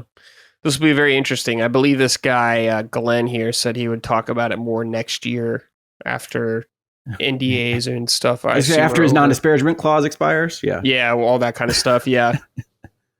So we shall see. So more fun at Xbox Camp. Yay. All right. Next, keep it up. The Positivity. Yes, positivity, stuff we're pleased with in gaming. Hogue, anything for you this week? Anything popping up? Yeah, I think so. I'm not sure if I've used this one before, but I really want to tell Konami to keep it up. I've been so excited about them getting back into games. I have been enjoying the crap out of Metal Gear Delta, the reinvention of Snake Eater. I've loved the Suikoden remasters that they released this year. I'm just happy to see them doing things. And if I could ask them to please get on remastering Vandal Hearts after you see the excitement around Final Fantasy Tactics. Look at the money there, Konami. You don't want to skip on that money. Bring back the People's Liberation Army of Vandal Hearts. Let's go. I do love Vandal Hearts. Yeah. It doesn't have the cachet as Final Fantasy Tactics, but... Can you imagine those geysers of blood in full HD? Crazy. Yeah, it is good. It was good stuff. I mean, I want those 3D Castlevania games, Konami. Give me a collection of that. You've done so well with all the Castlevania games, so let's complete it. Let's just keep going. Keep those up. They have such a good library of stuff that they can remaster and remake for a good long time now. Yep. So that's true. I don't know why they're back in gaming right this second. I don't know if their revenues are down and they're trying to make up for it with these things. Whatever the reason, keep it up. Because I've been super enthused by seeing that Konami logo on my screen in 2025. Yeah. I guess for me, just because of what I've been playing, which hasn't been a whole lot new, it's just for now, keep it at the Battlefield. It's been a good launch so far. I hope you don't blow it in some way or mess something up. But so far, with the game, DICE, I've been pleased with the product. So good job. You deserve kudos for that. Keep it up. Just don't botch it. All right? Yeah, don't nerf everybody and then threaten all of your fans online. Right. Don't do that. All right. This is from Neo JD. Keep it up, Sandfall Interactive. Happy to hear they've sold 5 million copies of Expedition 33 and are giving us new free content. Yeah, that's very nice. I'm sure they're happy to say it to them. Yeah, very good. Very happy to see that team succeed. Expedition 33 is a great game. Really good. I love making fun of that fan base, but it is an awesome video game. So good job. Nobody ever believes me anymore that I like that game, but I do. I know. It's a really good game for sure. So I'm really happy to see it. Happy to see it bring people into the genre, the space. So I'm giving new free content. Awesome shit. All right, this is from Vaughn Allison. Hey, Last Stand Summoners. Gotta give a big old keep it up to Supergiant Games with the release of Hades 2. This game takes the formula of the first, perfects it, and adds a metric ass ton that just keeps on coming. I'm not particularly proud of my 50-hour playtime, but in that 50 hours, I haven't heard a single voice line twice, and each of my almost 60 runs has felt unique from the last, and I still and discovering new synergies and strategies. Top it all off with buttery smooth combat, a killer soundtrack, and loads of characters full of life. You have yourself a certified banger. Also, why the fuck are none of you playing this? Especially you, Micah. God mode awaits you, so mote it be. Thanks for all yins do. I feel accused here. I am definitely playing Hades 2, friend. Hey, yeah. Stand down there, Vaughn. I would like to play Hades 2. There's just too much to play right now. And this was a very effusive comment. I don't even think it's as positive as it should be for Hades 2. Hades 2 is an all-timer.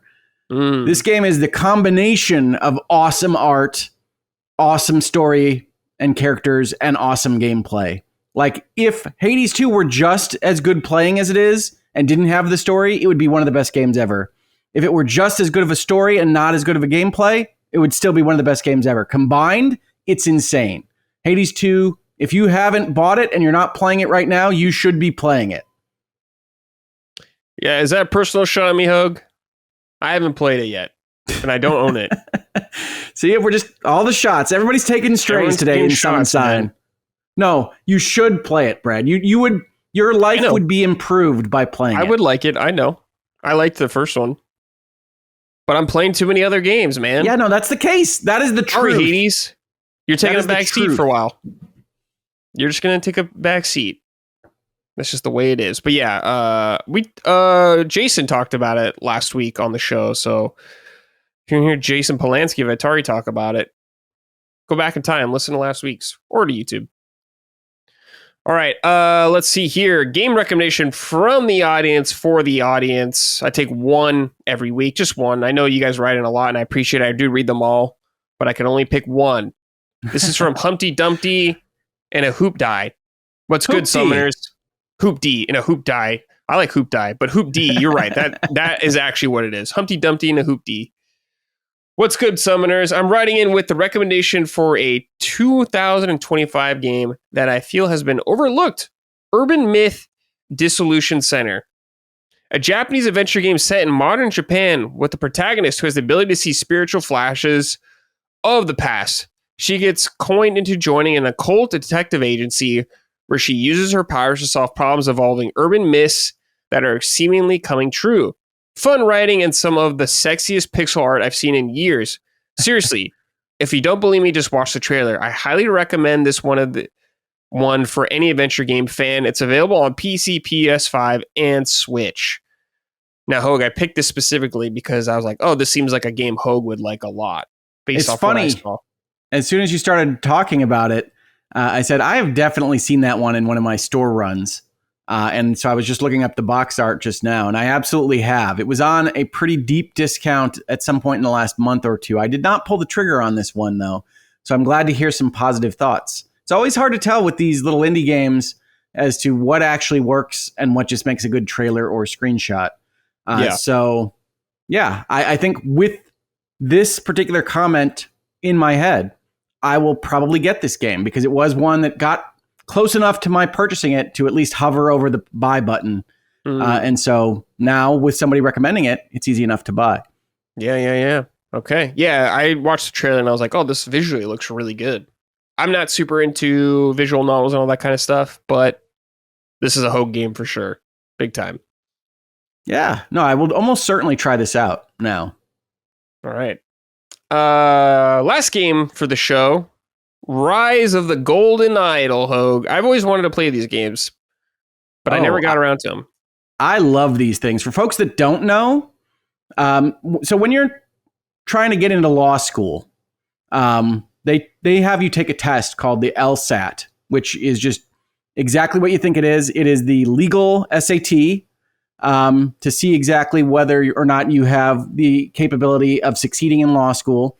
And back when I took it, I think this is actually out now, but back when I took it, there was a section of the LSAT that consisted only of logic problems. And these are sold in like game magazines or otherwise, but I think people probably have a certain familiarity with them. These are the ones that say something along the lines of Bob, Mary, Sue, and Don are going to dinner, and no woman can sit next to a man, or no man can sit next to another man, or some rule like that. And the person on Mary's left ordered fish, and the person on Bob's right ordered chicken. And you get enough facts that you can start to deduce things about what's happening here. And you have to figure out where everybody was sitting, who's coupled up with who, what they ate for dinner, whatever it might be for that particular puzzle. And these are thoroughly enjoyable exercises. That was my favorite part of even studying for the LSAT, because they're essentially games. They're things to amuse yourself. People buy them for entertainment. And the Golden Idol series, which started with the Case of the Golden Idol, and this is the sequel, The Rise of the Golden Idol, is a game that is predicated on giving you logic puzzles to solve. So in Rise of the Golden Idol, you'll be given a scene. And let's say it's a scene of a man being strangled in a room of some kind by another man. And in that scene, you'll have a bunch of places to click on. And you'll click on, say, the man being strangled's face, and it'll show a close-up of the man being strangled. And it will also show that what you thought was strangling him was not a rope, it's a belt of some kind. And you'll see on the side of his shirt that it will say something like Cedar Falls or something along those lines. And then you'll go and you'll click on the face of the person that's doing the strangling. And they might have a letter on them that says, Don, we have to move at 8 p.m. on the 14th of October, something that doesn't make sense by itself. But you'll click on all these things, and there'll be like 50 of them per scene, and you'll get a series of words that you then use to fill in what is a Mad Lib kind of thing, which looks absolutely impossible when you start the level, which will just say like blank, blank, blanked, blank, blank in the foot. And blank, blank didn't know blank, blank, blanked, blank, blank until Christmas, or things like that. And you'll have to take all the things from the scene and figure out exactly how to fill that out so that you know what happened. Where Rise of the Golden Idol improves on the original Case of the Golden Idol is it takes these scenes that seem disparate and different and layers them out so that you can understand the puzzle and what is being asked of you more completely than in the original game. So it'll break out, okay, this is the scene, this is the scroll, the thing that you have to say is actually happening in the scene, who's murdering who and why, etc. But before we can do that, you need to identify everybody in the scene by their name.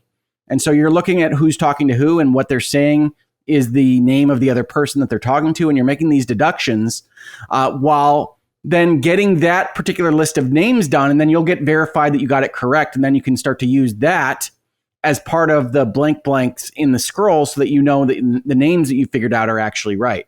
On top of that, every scene is going to have something else that you're also figuring out. So like one of the more recent ones that I did a few days ago was that you're at a talent show, right? And you know the names of the talent show winners, and you know what they perform, you know what performance got the awards, but then you have to figure out who actually performed the given thing. So who's a ventriloquist, who's a magician, who's a dancer, etc., using all of these clues.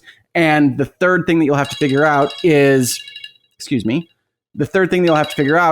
who did those things so that you can then combine that with knowing whose names are whose, and then combine both of those things with how the scroll should be filled out with the scene in front of you, which is all a very complicated way of saying it's essentially filling in blanks, but using deduction to do it the whole time.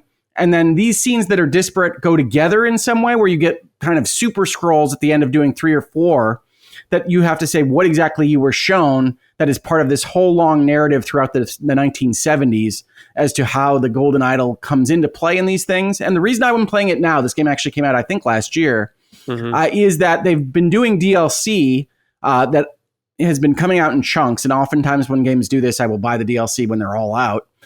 And these include multiple new scenes and puzzles to solve, just like a puzzle book, that now I'll go to a new narrative that is adjacent to the original narrative from the first game. So that all sounds easy enough. It all sounds pretty simple. It is, because it's an indie game and it's just clicking on things and getting words. But the actual act of figuring these puzzles out is so gratifying that this is one of my favorite puzzle games of all time. If you like things like Obra Dinn, you're going to like this game. You're going to like Case of the Golden Idol. You're going to like Rise of the Golden Idol. Case of the Golden Idol has kind of an old Amiga or Commodore 64 graphic style, which I know a lot of people didn't like so much. Rise of the Golden Idol has a completely different graphic style, which is also mildly unattractive, but you do get used to it. And I could not recommend the actual act of playing this game more if you like logic puzzles at all. Yeah. Someone's interested in this hypothetical, Hug. Yeah. Interested in the series. Should they start with Case of the Golden Isle or Rise? I think you should start with Rise. It's a iteration on what they were building with Case. It is a cleaner, more complete version of Case of the Golden Idol. Now, Case of the Golden Idol did get what amounts to a remaster that included some of the things that they fixed in the user interface with Rise of the Golden Idol. So if you bought Case right now on your Switch, for instance, I think you're going to get the modified version that has some of these things that I'm talking about, with the way that the scrolls actually separate out into multiple puzzles to solve within that framework. But I honestly haven't played Case in a while, so I can't be sure of that for certain. But Rise, as part of a story, does relate back to the things that you've discovered in Case, but never in a way that you feel like you are behind in understanding what's going on. I don't think. It's a little bit more difficult for me to say because I've obviously played Case of the Golden Idol. Yeah. But there are different approaches to the same kind of concept. So in like Case of the Golden Idol, it's got a much more strong, there's an artifact that's doing damage and a curse vibe, and you're dealing with people in like, I don't even know what century it is, but with tricorn hats and things, and solving for a mystical curse. And in this one, in Rise of the Golden Idol, the basic concept is that it's the 1970s and scientists have gotten their hands on the Golden Idol and they're busy trying to figure out what this thing does. So it's a different vibe as the overall story and narrative of what's happening. But I don't think you need Case of the Golden Idol. It's not required to understand what's happening in Rise of the Golden Idol. I would start with the second one. Okay. Very cool. I don't know how you say this, but Juchist Maguchist wrote and said, "Howdy, Summoners. Hogue, I decided to look up Rise of the Golden Isle, and it looks interesting. My question is, do I need to play the first one before this? And if they're only tangibly related, will the newer game make the original harder to play? Thanks as always, and have a, quote, if this is the Ivalice Chronicles, then right where is Tactics Advanced and A2 kind of day? Hey, we just got Ivalice Chronicles. Hold up. You got to give time for the advanced games. I think that comment is saying that if this is Ivalice, then why am I not getting all of Ivalice? Because Ivalice is a huge thing. If you want all Ivalice, you need throw 12 in there. Fantasy 12. You need like Vagrant Story in there. You got to wait. You got a lot. For the record, I would take 12 and Vagrant Story in my Ivalice Chronicles. I mean, yes, I would as well. Do you want to answer the question or anything like that? Are you okay?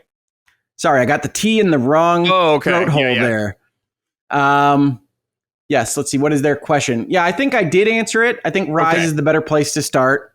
The newer game might make the original harder to play, but they actually went through the process of kind of upgrading the original to what they were doing with the sequel. So I think it's actually not as bad to go with Case of the Golden Idol first if that's what you want to do, as it would have been if you just said, well, they evolved the first into the second. They did, but then they went back and applied it to the first. Okay, yeah. Sounds cool. I would like to play those someday, but it'll probably never happen. Sadly. Alas, there's too much to play already. There is. All right. Let's see here. Let's end the show with some write-ins from the audience. If you want to write into this show, head on over to patreon.com. I push a thread every Saturday on our Patreon calling for your submissions for the show. $2 and up gets you the ability to write in to all of our shows. So if you want to write in, head on over there. Okay, this is from Boinged Up Robot. Which types of remakes/remasters do you prefer? Those like Final Fantasy Tactics, those like Trails, those like MGS3, or those like Final Fantasy VII Remake? For me, if I've never played the game, I prefer remakes like Trails in the Sky. If I've experienced the story before, I prefer remakes that mix it up, like Final Fantasy VII Remake or the RE remakes. All right, Hogue, which kind of remakes do you prefer?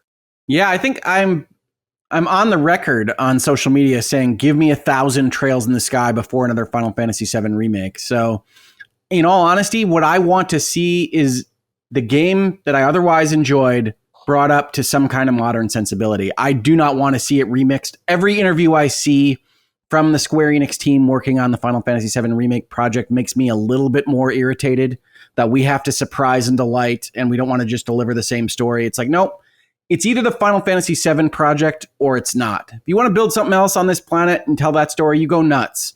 But don't sell it as Final Fantasy VII. I really hate that kind of hybridization approach. That said, I really love what they figured out to do with the Final Fantasy VII battle system. So it's kind of touch and go either way. But I think we're talking about narrative. And so I think Final Fantasy VII Remake is the worst of both worlds for me from a story perspective. It is too focused on trying to surprise and keep the conversation going between these entries. It's too big of a project. It shouldn't take a decade to remake Final Fantasy VII. And in so doing, it's still too bound by what Final Fantasy VII was to actually succeed in surprising or delighting.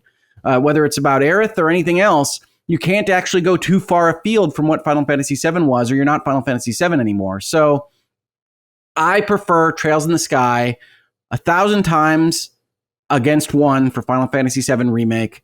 Trails is still Trails. It's the same game, only different. And it's now brought into a modern sensibility. So that's what I prefer. Final Fantasy Tactics, I like just saying, all right, we're going to voice these things. We're going to add some quality of life user interface stuff, but we're not going to change the game. Where I dislike Final Fantasy Tactics, which is a game I really am enjoying this year, is that I don't like how they decided to bring the visuals up to 2025. They have applied some kind of PlayStation 1 filter on the shadowing in the game that I just find to be very displeasing to look at.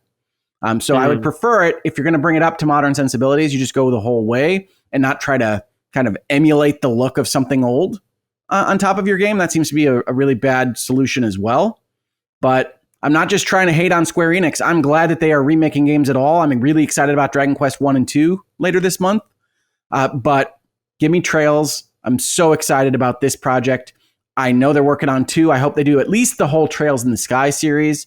I think you could actually touch up Trails of Cold Steel a little bit if you were so inclined. And generally speaking, these companies like money. So go whole hog. Bring all the Legend of Heroes up to speed. Yeah. It's really funny. You and me are so opposite in a lot of stuff, especially like Final Fantasy VII Remake, that whole trilogy. You and me are completely opposite on that. So it's really fun hearing the opposite. Oh, no, it's completely fine. I have been surprised and delighted by those games. I still think it has the identity of Final Fantasy VII. And I'm really happy it's not. I'm really happy they're doing something bold with it and different. If it was just 1-to-1, I'd be totally fine with that. But for the direction they're going, I've been very pleased with what they've done. It's so weird, though, because I agree with Point Up Robot here. It depends on the game. Like, one of the best remakes ever, in my opinion, is Resident Evil 1 remake. And it keeps, like, a lot of the DNA from the very first game.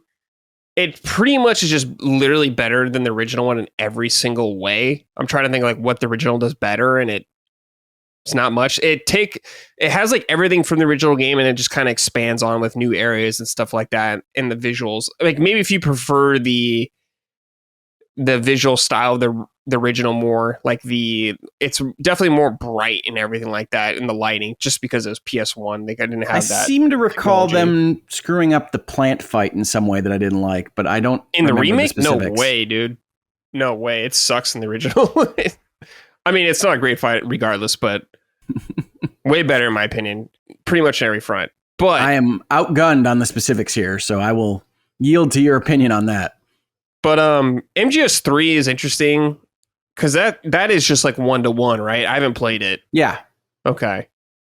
I think that's fine. It's weird because Metal Gear is so tied to Kojima to me. It's like weird kind of changing anything he laid the groundwork for, any of his vision.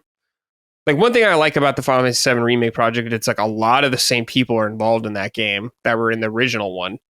So it's like you have those creative leads in there, like same writer and all that kind of stuff. It's like doing Metal Gear without Kojima is just like weird to me. So I guess I'm happy they didn't change a lot about that. Nothing about the story. The only thing different in Delta is that it's because it's over the shoulder. Some of the fights. Yeah, they did that in.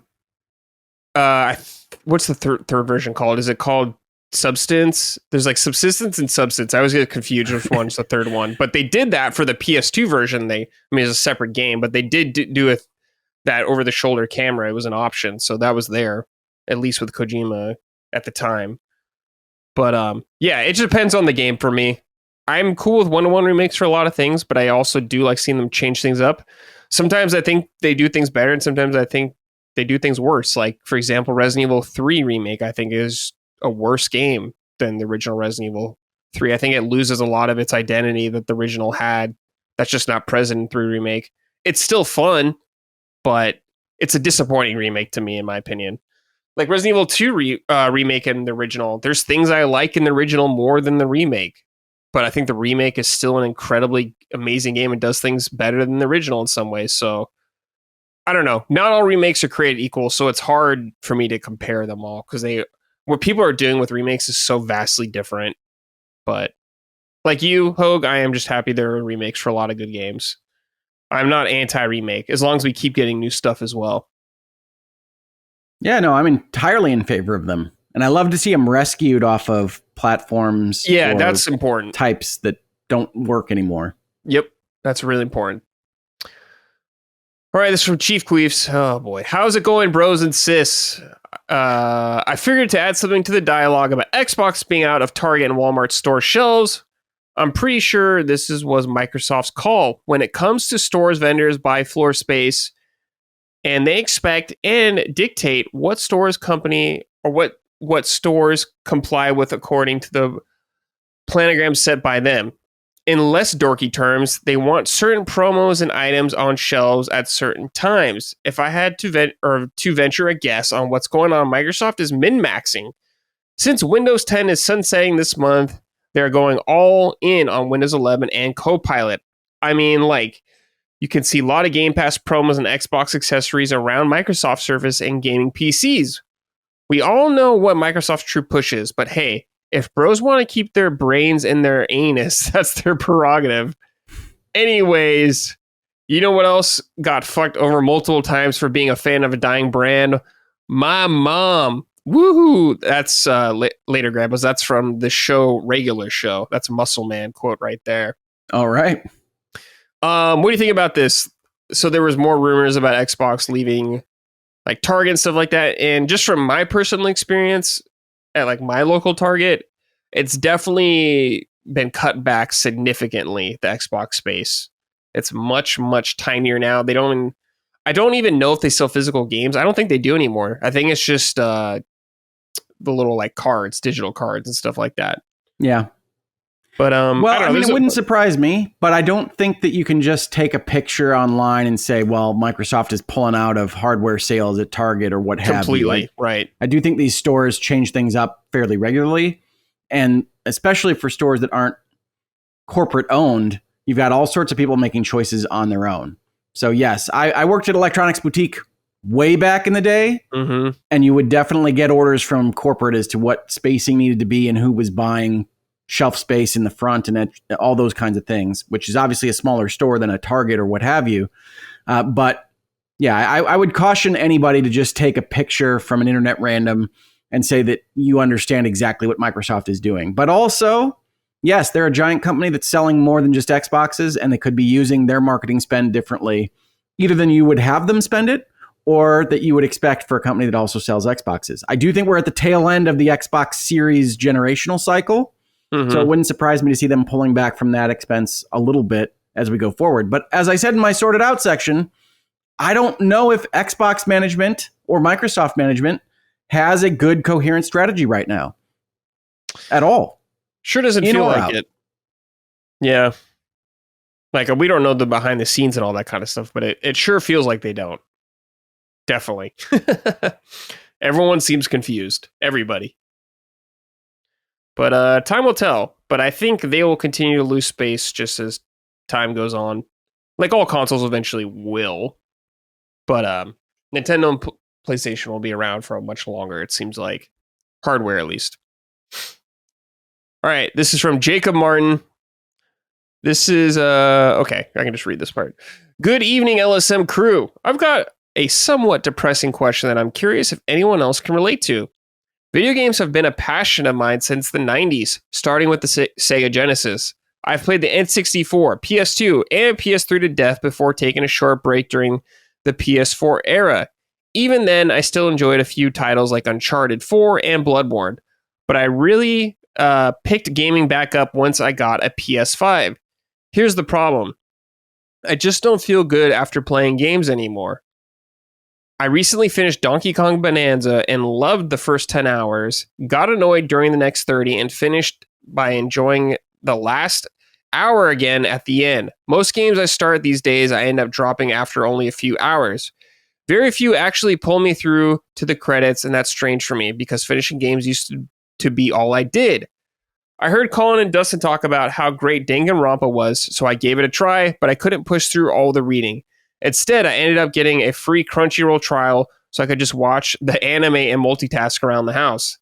It's kind of sad to admit, but at 33, I feel like I'd rather listen to people talk about games while I work than actually play them myself. There's still games I want to enjoy. The first couple of hours of Expedition 33 were great, but I can't seem to get myself to commit the time when there's always something else going on in life. Anyone else feel this way? Hogue, what do you think?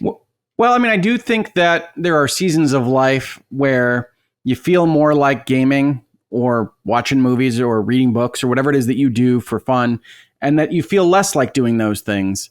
So I don't think you need to just hang up the hat for playing video games if you don't want to at this point in time. But I also think that joining back up in the PlayStation 5 era, you do have some of that sameness we talked about earlier in this episode. So if that particular type of game, the over-the-shoulder action adventure, is not working for you, I would definitely recommend branching out to places like you mentioned here, Expedition 33, and other games in the vastness of the gaming industry. But no, I don't think you need to feel bad that you don't like games anymore, that a piece of your identity has been lost. It just so happens that you don't always feel like doing the same things every day. And I feel this way most often when there's a game that's really praised and it doesn't connect with me, right? Have I just moved on? Am I that separated from the zeitgeist? Whatever it might be. One of the strongest feelings I had for this was during the release of God of War 2018, where everybody was telling me it was awesome and I was playing through it. And I remember vividly coming upstairs to my wife and saying, I don't think I like this game very much. And it wound up being one of my top 10 games of the year, but definitely not at the same level as what other people were enjoying or playing. And so that always gives you a moment of pause. And certainly if you feel this way about everything in your life that you might otherwise enjoy, that's probably time to potentially seek out help, that you're in a psychological rut of some kind. But I don't think you need to worry too much just yet about not enjoying Donkey Kong Bonanza like others around you did. First of all, because I think that game has certain flaws that are ignored by certain corners of the internet, but also just because not everything's going to connect with you the same way it does with everybody else. Yeah, Jacob, I don't think there's any problem with not feeling like playing games, man. Like Hogue said, you go through seasons of life where you're just into different things or whatever. You don't feel like doing something. Like I've been through phases where I haven't felt like playing games before as well, and I came back around to them. But I don't know, man. It's just whatever you go on with your life. Maybe it's a good time for you to experiment with other things. You might come back to games just naturally later on if you're not really thinking about it and not forcing it so hard. It sounds like to me you're kind of trying to force it, and I get that to an extent, but maybe just step away for a little bit and come back later on. Maybe take like a week or a couple weeks off, however long you think, dude. Just a little bit of a break. Enjoy that Crunchyroll subscription you just got. Get the most out of it. But yeah, just come back later on. Don't feel like you have to be pressured to play a game or just to be part of the zeitgeist or anything like that. If something looks fun to you, just play it. But if you're not feeling something, that's totally cool. But I think you'll come back around it. I think you love games, but you're just in a weird spot in your life right now. And that's totally normal. So don't worry about it. You'll come back around. All right. This is from Southern Gotham. Hello, summoners. What's an item/weapon you never use in a game? For me, it's the smoke bomb. It's almost in every AAA game I play, and I never use it. It's the most pointless gameplay item in your inventory, in my opinion. What say you? Or don't and leave me in the void that is the PlayStation Store. We can leave you in the void. That's fine. All right, Hogue, what's an item in gaming you never use? I mean, I think I'm the quintessential RPG hoarder, right? Like I will try to finish a Final Fantasy with 7,000 ethers and everything else that I've collected over the course of however many hours of gameplay I've had. So I think I never use most of the items that are given to me in a game because I just never know what's around that next corner. And I always assume that that's when I'll need to use 10 ethers in a fight. So that's what I really think is everything that kind of goes towards helping you collect magic points or whatever the equivalent of that in a game are things that I don't use because I'm always afraid that I'll need them later. I feel like with stuff like that, Hogue, I was like that definitely when I was younger in a lot of older games. But I feel like with newer games, they give you way more flexibility. It feels like way harder to get like hard stuck in a game nowadays. Do you know what I mean? Yeah, virtually impossible. It's one of the things I actually think about when I'm playing a game is, this room couldn't possibly be a trap because that's not how we design games anymore. Like when I was growing up, you'd have things you could do and places you could get where you were just done. And that's not part of the design anymore. Yeah. So I feel like nowadays with games, I'm like way more open to like using everything because I'm always like, yeah, it'll be fine. We'll get past it. No big deal. Games are easier to get through, I'd say, than they have been for a long time. There are very hard games out there for sure. Extremely hard games, but in the sense that people think a game is annoying or bullshit or something like that, it seems less frequent than it used to be back in the day. You know, you're not like dying on a boss and losing 30 minutes very often of progress or in hours. So everything's pretty friendly from that sense nowadays.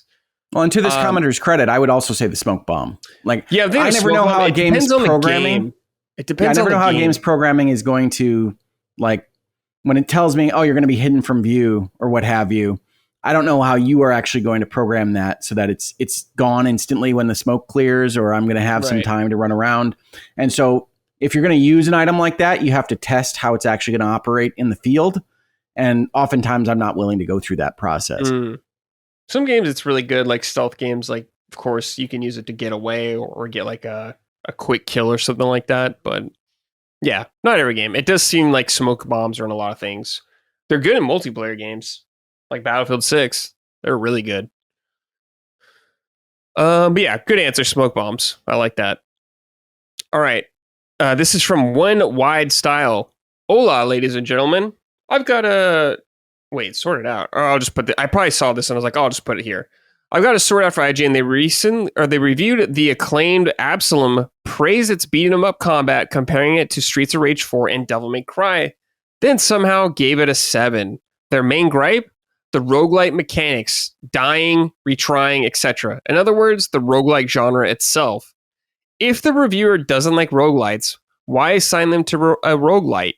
IGN, sort it out. Okay, now I remember why I did this. Hogue, I wanted to ask you. Yeah, I can talk about this one. What do you think? Do you think it's necessary for someone who's a fan of a genre to review that genre? Oh, well, I mean, I do think that it's probably necessary for someone who doesn't dismiss the entirety of the genre out of hand, to review something. I don't think you need to be a fan of a JRPG to review a JRPG. In fact, I think sometimes some of these outlets skew a little bit too much on you're a fan of the thing already, and that's why we get a little bit of grade creep on these things sometimes. But it is important that you're not just like, this is the worst thing ever, and I'm going to give it a low score because I don't like sports games and they have me reviewing NCAA football, right? Like, that's not useful. But in this particular case, I would like to talk about Absalom for just a second because that game rocks. And it was one of the things I thought about playing. I thought about bringing to this summon sign. That game does rock. I did read this IGN review. I think it's a little bit reductive to say it's just because the reviewer doesn't like roguelikes. The actual criticism that they had of Absalom, which I think is incorrect, mind you, is that they felt like this was essentially an artificial roguelike where you had a fighting game, beat 'em up kind of concept, and then they took the pieces of the characters and took them off the main game player kit and gave them back to you as part of the roguelike progression. I can understand, first of all, if that design were implemented, why that would feel bad and why that should get a downgrade in a game. And I can also understand why a reviewer might feel like that happened with Absalom. I don't share that feeling. Absalom is probably a 9 or a 10 for me. It is that good. But I do think that the IGN reviewer, if they felt this way, can only really review based on the way they actually felt about this thing. And if that's what they felt, I understand it. And that's the reason why they write the words and not just the numbers, is so you can look at that and say, no, I think that's wrong. Right. And I can look at the other reviews and say they thought the roguelike progression was just fine. I did not get the impression that the reviewer at IGN just hated roguelites as a concept, but did hate the implementation here. And there are certainly ways that we can all imagine your favorite roguelike could be changed to have only 0.25% increases or other things that would make the actual roguelike progression bad. So I think that's what was really criticized here. I think it's wrong. But what I really wanted to say was Absalom is great. And if you haven't heard of it before, you should try it. Yeah. It was giving me Dragon's Crown energy. So I was like, oh, I want to play this. But it is so good. Once again, no time. I'm just telling Brad Games he's not going to have time to play. No. Yeah, I do, because like I love Dragon's Crown a lot, so I wanted to play this as well. I think it's even better than Dragon's Crown. Whoa, relax there, Hogue. I do. I think Absalom is better than Dragon's Crown. All right, better be whenever I play it, or I'm going to hold you to the fire. You can come after me. All right, this is from Jarrett J. Last week, there was some discussion on the LSM pods about emulation, which stirred up an ethical dilemma I've been grappling with. Quick question or quick background. My son's finally at the age where he's showing interest in gaming. So we've been playing on the original Switch, and honestly, it's been a slog. The load times, frame rate, and fidelity have me dreading every time I hear, "Daddy, can we play a game?" Enter emulation. My Steam Deck runs these games so much better. Brad, you know the glory of Breath of the Wild and Tears of the Kingdom at smooth 60 FPS. I haven't shown him any emulated games yet, and I've only emulated titles I personally own on Switch. But with the rumored Nintendo hack floating around, the idea of a Switch 2 emulator has me foaming at the mouth. Here's the rub. Would I be introducing him to a life on the 7 Seas? Is it unethical to show him a better way, even if that skirts the edge of legality? As someone who values physical media, the lack of consumer protection around digital ownership has always rubbed me the wrong way. We all know the saying, if buying isn't owning, piracy isn't stealing. But it's just clever justification for bad practices. I know if Brad is down to clown with reason, or within reason, but I'm curious, where does Hogue fall on the ethics of emulation? Help me sort this shit out. My son's moral consumer soul is at stake. P.S. A little update for Brad. I decided to Golden Path Yakuza 3 and do a fuller playthrough of Kiwami 3. It's a sickness, I know. Oh yeah, you wrote in about which one to play. That is a sickness, but I hope you're having a good time. All right, Hogue, emulation question here. What do you think? You know, what's funny is a lot of people have asked me about emulation. This was actually one of the first topic areas that was really popular in virtual legality back in the day. Yeah. I have complicated feelings about emulations. I think everybody does, which is to say, one of the things I often say is it's important to understand that what is legal is not always right. And in the same breath, what is right is not always legal. Right. So when we're talking about these things, you can separate out the legality from the morality. And I am not here. I'm not in the ability to sit here in judgment of your morality or to tell you how to feel about things morally. So if you've got a copy of the Switch game and you feel like that's good enough, Nintendo's got their money, and so you're going to emulate this other game on your Steam Deck, I'm not going to sit here and tell you you should burn in the fires of hell for doing so. I am going to tell you that from a copyright perspective, the law doesn't care so much that you own a copy of the game on Switch. That's a different product, it operating on Switch interoperability, than the piece of code that is running on your Steam Deck, even if your experience of it is similar because it's a game that you're experiencing in that way. So that's not going to hold muster legally, but morally, I understand coming to the position that says, I feel okay with it. I've given Nintendo money for this product. And if they don't want to bring it to PC, that's on them and not on me. Sure. So that's the complication there. I would say that introducing kids to these kinds of things is an even more complicated question, which is to say kids, very impressionable in general. And certainly if you're not going to keep up with whatever emulation you're allowing at the start, you are going to get dragged into more and more emulation, or they're going to wind up doing it themselves. And that's its own potential problem if they aren't taking the same steps in terms of caution that you are, and they're going to Pirate Bay or wherever and just downloading whatever applications onto your computer. That's its own concern. But overall, I'm certainly not going to sit in judgment of you if you emulate things, especially if you own a copy of them on a different operable system. But the law doesn't so much care. You know, if you did 30,000 of these and Nintendo saw you and decided to make your life trouble, they could and probably would do so. Yep. But occasional use is probably not going to get that Eye of Sauron directed at you. So legally, you're not in the clear legally. Morally, that's going to change depending on the person, but I certainly understand the justification. I do not subscribe to if buying isn't owning, piracy isn't stealing. It is just a justification for doing piracy. Buying is buying insofar as you're buying a license. That is a thing that you had that you didn't have before you spent the money. I know that sounds like legal angels on the head of a pin. That is how it works in contract land. And I agree with places like California that are trying to make that more transparent for users that don't realize that that is, in fact, what they're buying. I've agreed with that transparency throughout my presence on Virtual Legality, where I've said the very same, that transparency should be at the heart of all of this stuff.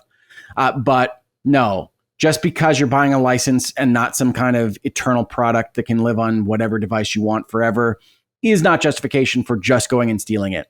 That is not going to work for me from a moral perspective. Right. For emulation, I don't emulate anything that's current. So like I don't do Switch 2 emulation or anything like that or whatever. Everything I've emulated has like not been available to buy digital, like buy legally currently. Like I was emulating GameCube stuff because I couldn't buy a lot of the games and they are very expensive, like hundreds of dollars. Like I did some of the Pokemon games because they are legit like $200 for some of those games, and I can't. The 3DS store is down, like it's shut down. There's a lot of games I can't buy, so I would do it for stuff like that. But if I can buy the game, I always do it that way at least, and play it on there if possible. I mean, I will at least buy the game if I always can. Yeah, but I mean, it's. I'm not going to tell you what to do. It's up to you. You can do whatever you feel like you need to do. Yeah, and, this is man's got to have a code territory. You're the only one that can decide those things for yourself. Yeah, exactly. Yeah. And it's like I wouldn't hold judgment against anyone that does it or whatever. However they feel like you saying the code, their own code, and all that kind of stuff. But I don't know, man. It's just up to you if you want to like do you, I don't know if you need to tell your kid you're pirating these games or anything like that, unless you're going to have them go pirate the games for themselves or something like that. It's when they want to play the next one on the Steam Deck, and you're like, well, okay. Now I'm 20 games deep. Yeah, you do open that possibility up, but I don't know.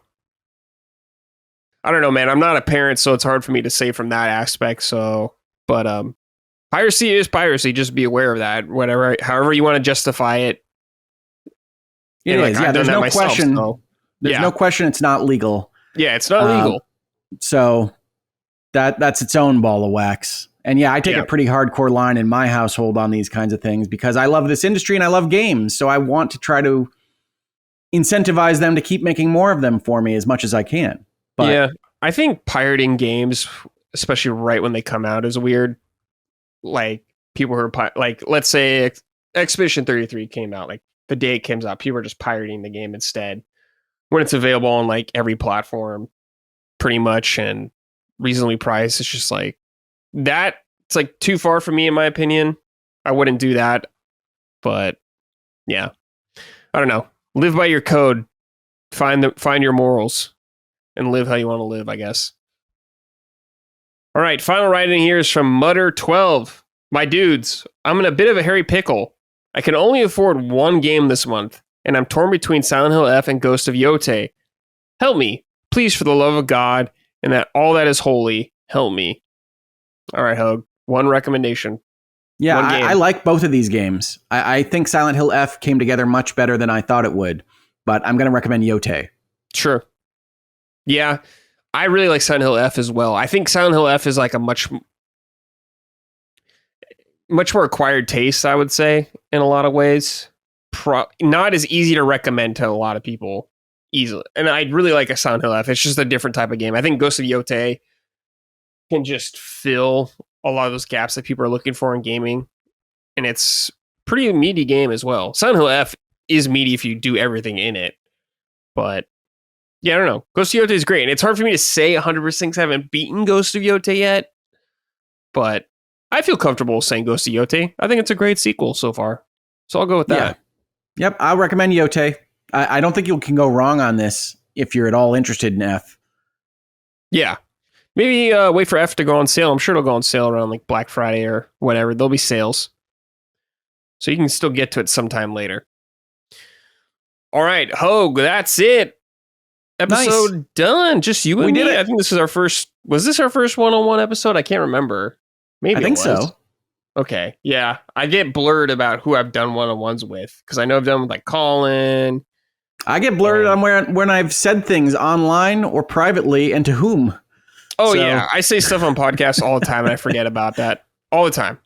I think that just happens when you're doing this for so long. But yeah, thank you for joining me, Hogue. It was really fun to have a one-on-one chat with you, get some little insight into the Hogue brain, see what he's thinking. Before we go, though, is there anything you would like to promote, Hogue, or anything like that? Well, I think I should say here what I've said on my Twitter and on my channel really briefly. I'm going to do a more formal announcement on this soonish, but I have separated from Hogue Law and have joined another legal service platform or law firm. And so I, as part of that contract that I negotiated with them, am still going to be appearing on places like Last Stand Media, as you can see from my appearance on this video right now, and doing the content that I do on my channel. So there should be very limited kind of changes for folks looking at it from the outside. But I am currently onboarding and learning a new set of systems and starting a new job in all practical purposes.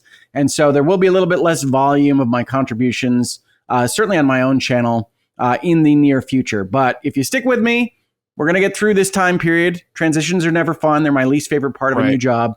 And then we'll get back to doing some more volume of the stuff that I like to do so much. But I do want to tell people that because I know people have been asking. I put a fairly cryptic community note up like 6 weeks ago that said I think I'm going to be pulling back from video creation for a little while. And that has proven to be true. But things are okay. We're moving forward. And I think things are going to be great in a very short order. Okay, very good. All right, so you'll see more Hogue in the future, of course. But yeah, thank you everybody for watching and listening. We greatly appreciate it. If you want to support us, patreon.com/laststandmedia. We could not do without you guys over there. So thank you for joining us. And I'll see you next episode, everybody. Take care and goodbye. Summon Sign is a product of Last Stand Media and Colin's Last Stand LLC and is proudly recorded in the USA. The show is written and hosted by me, Brad Ellis. The show is produced by Dustin Furman. All of Last Stand's theme music is by Ramon Narvaez. Summon Sign, along with the rest of Last Stand's media shows, are fan-funded on Patreon at patreon.com/laststandmedia. The following names are at the producer level on Patreon, our highest tier, and we are grateful for your kind contribution and generosity to our independent endeavor. Thank you.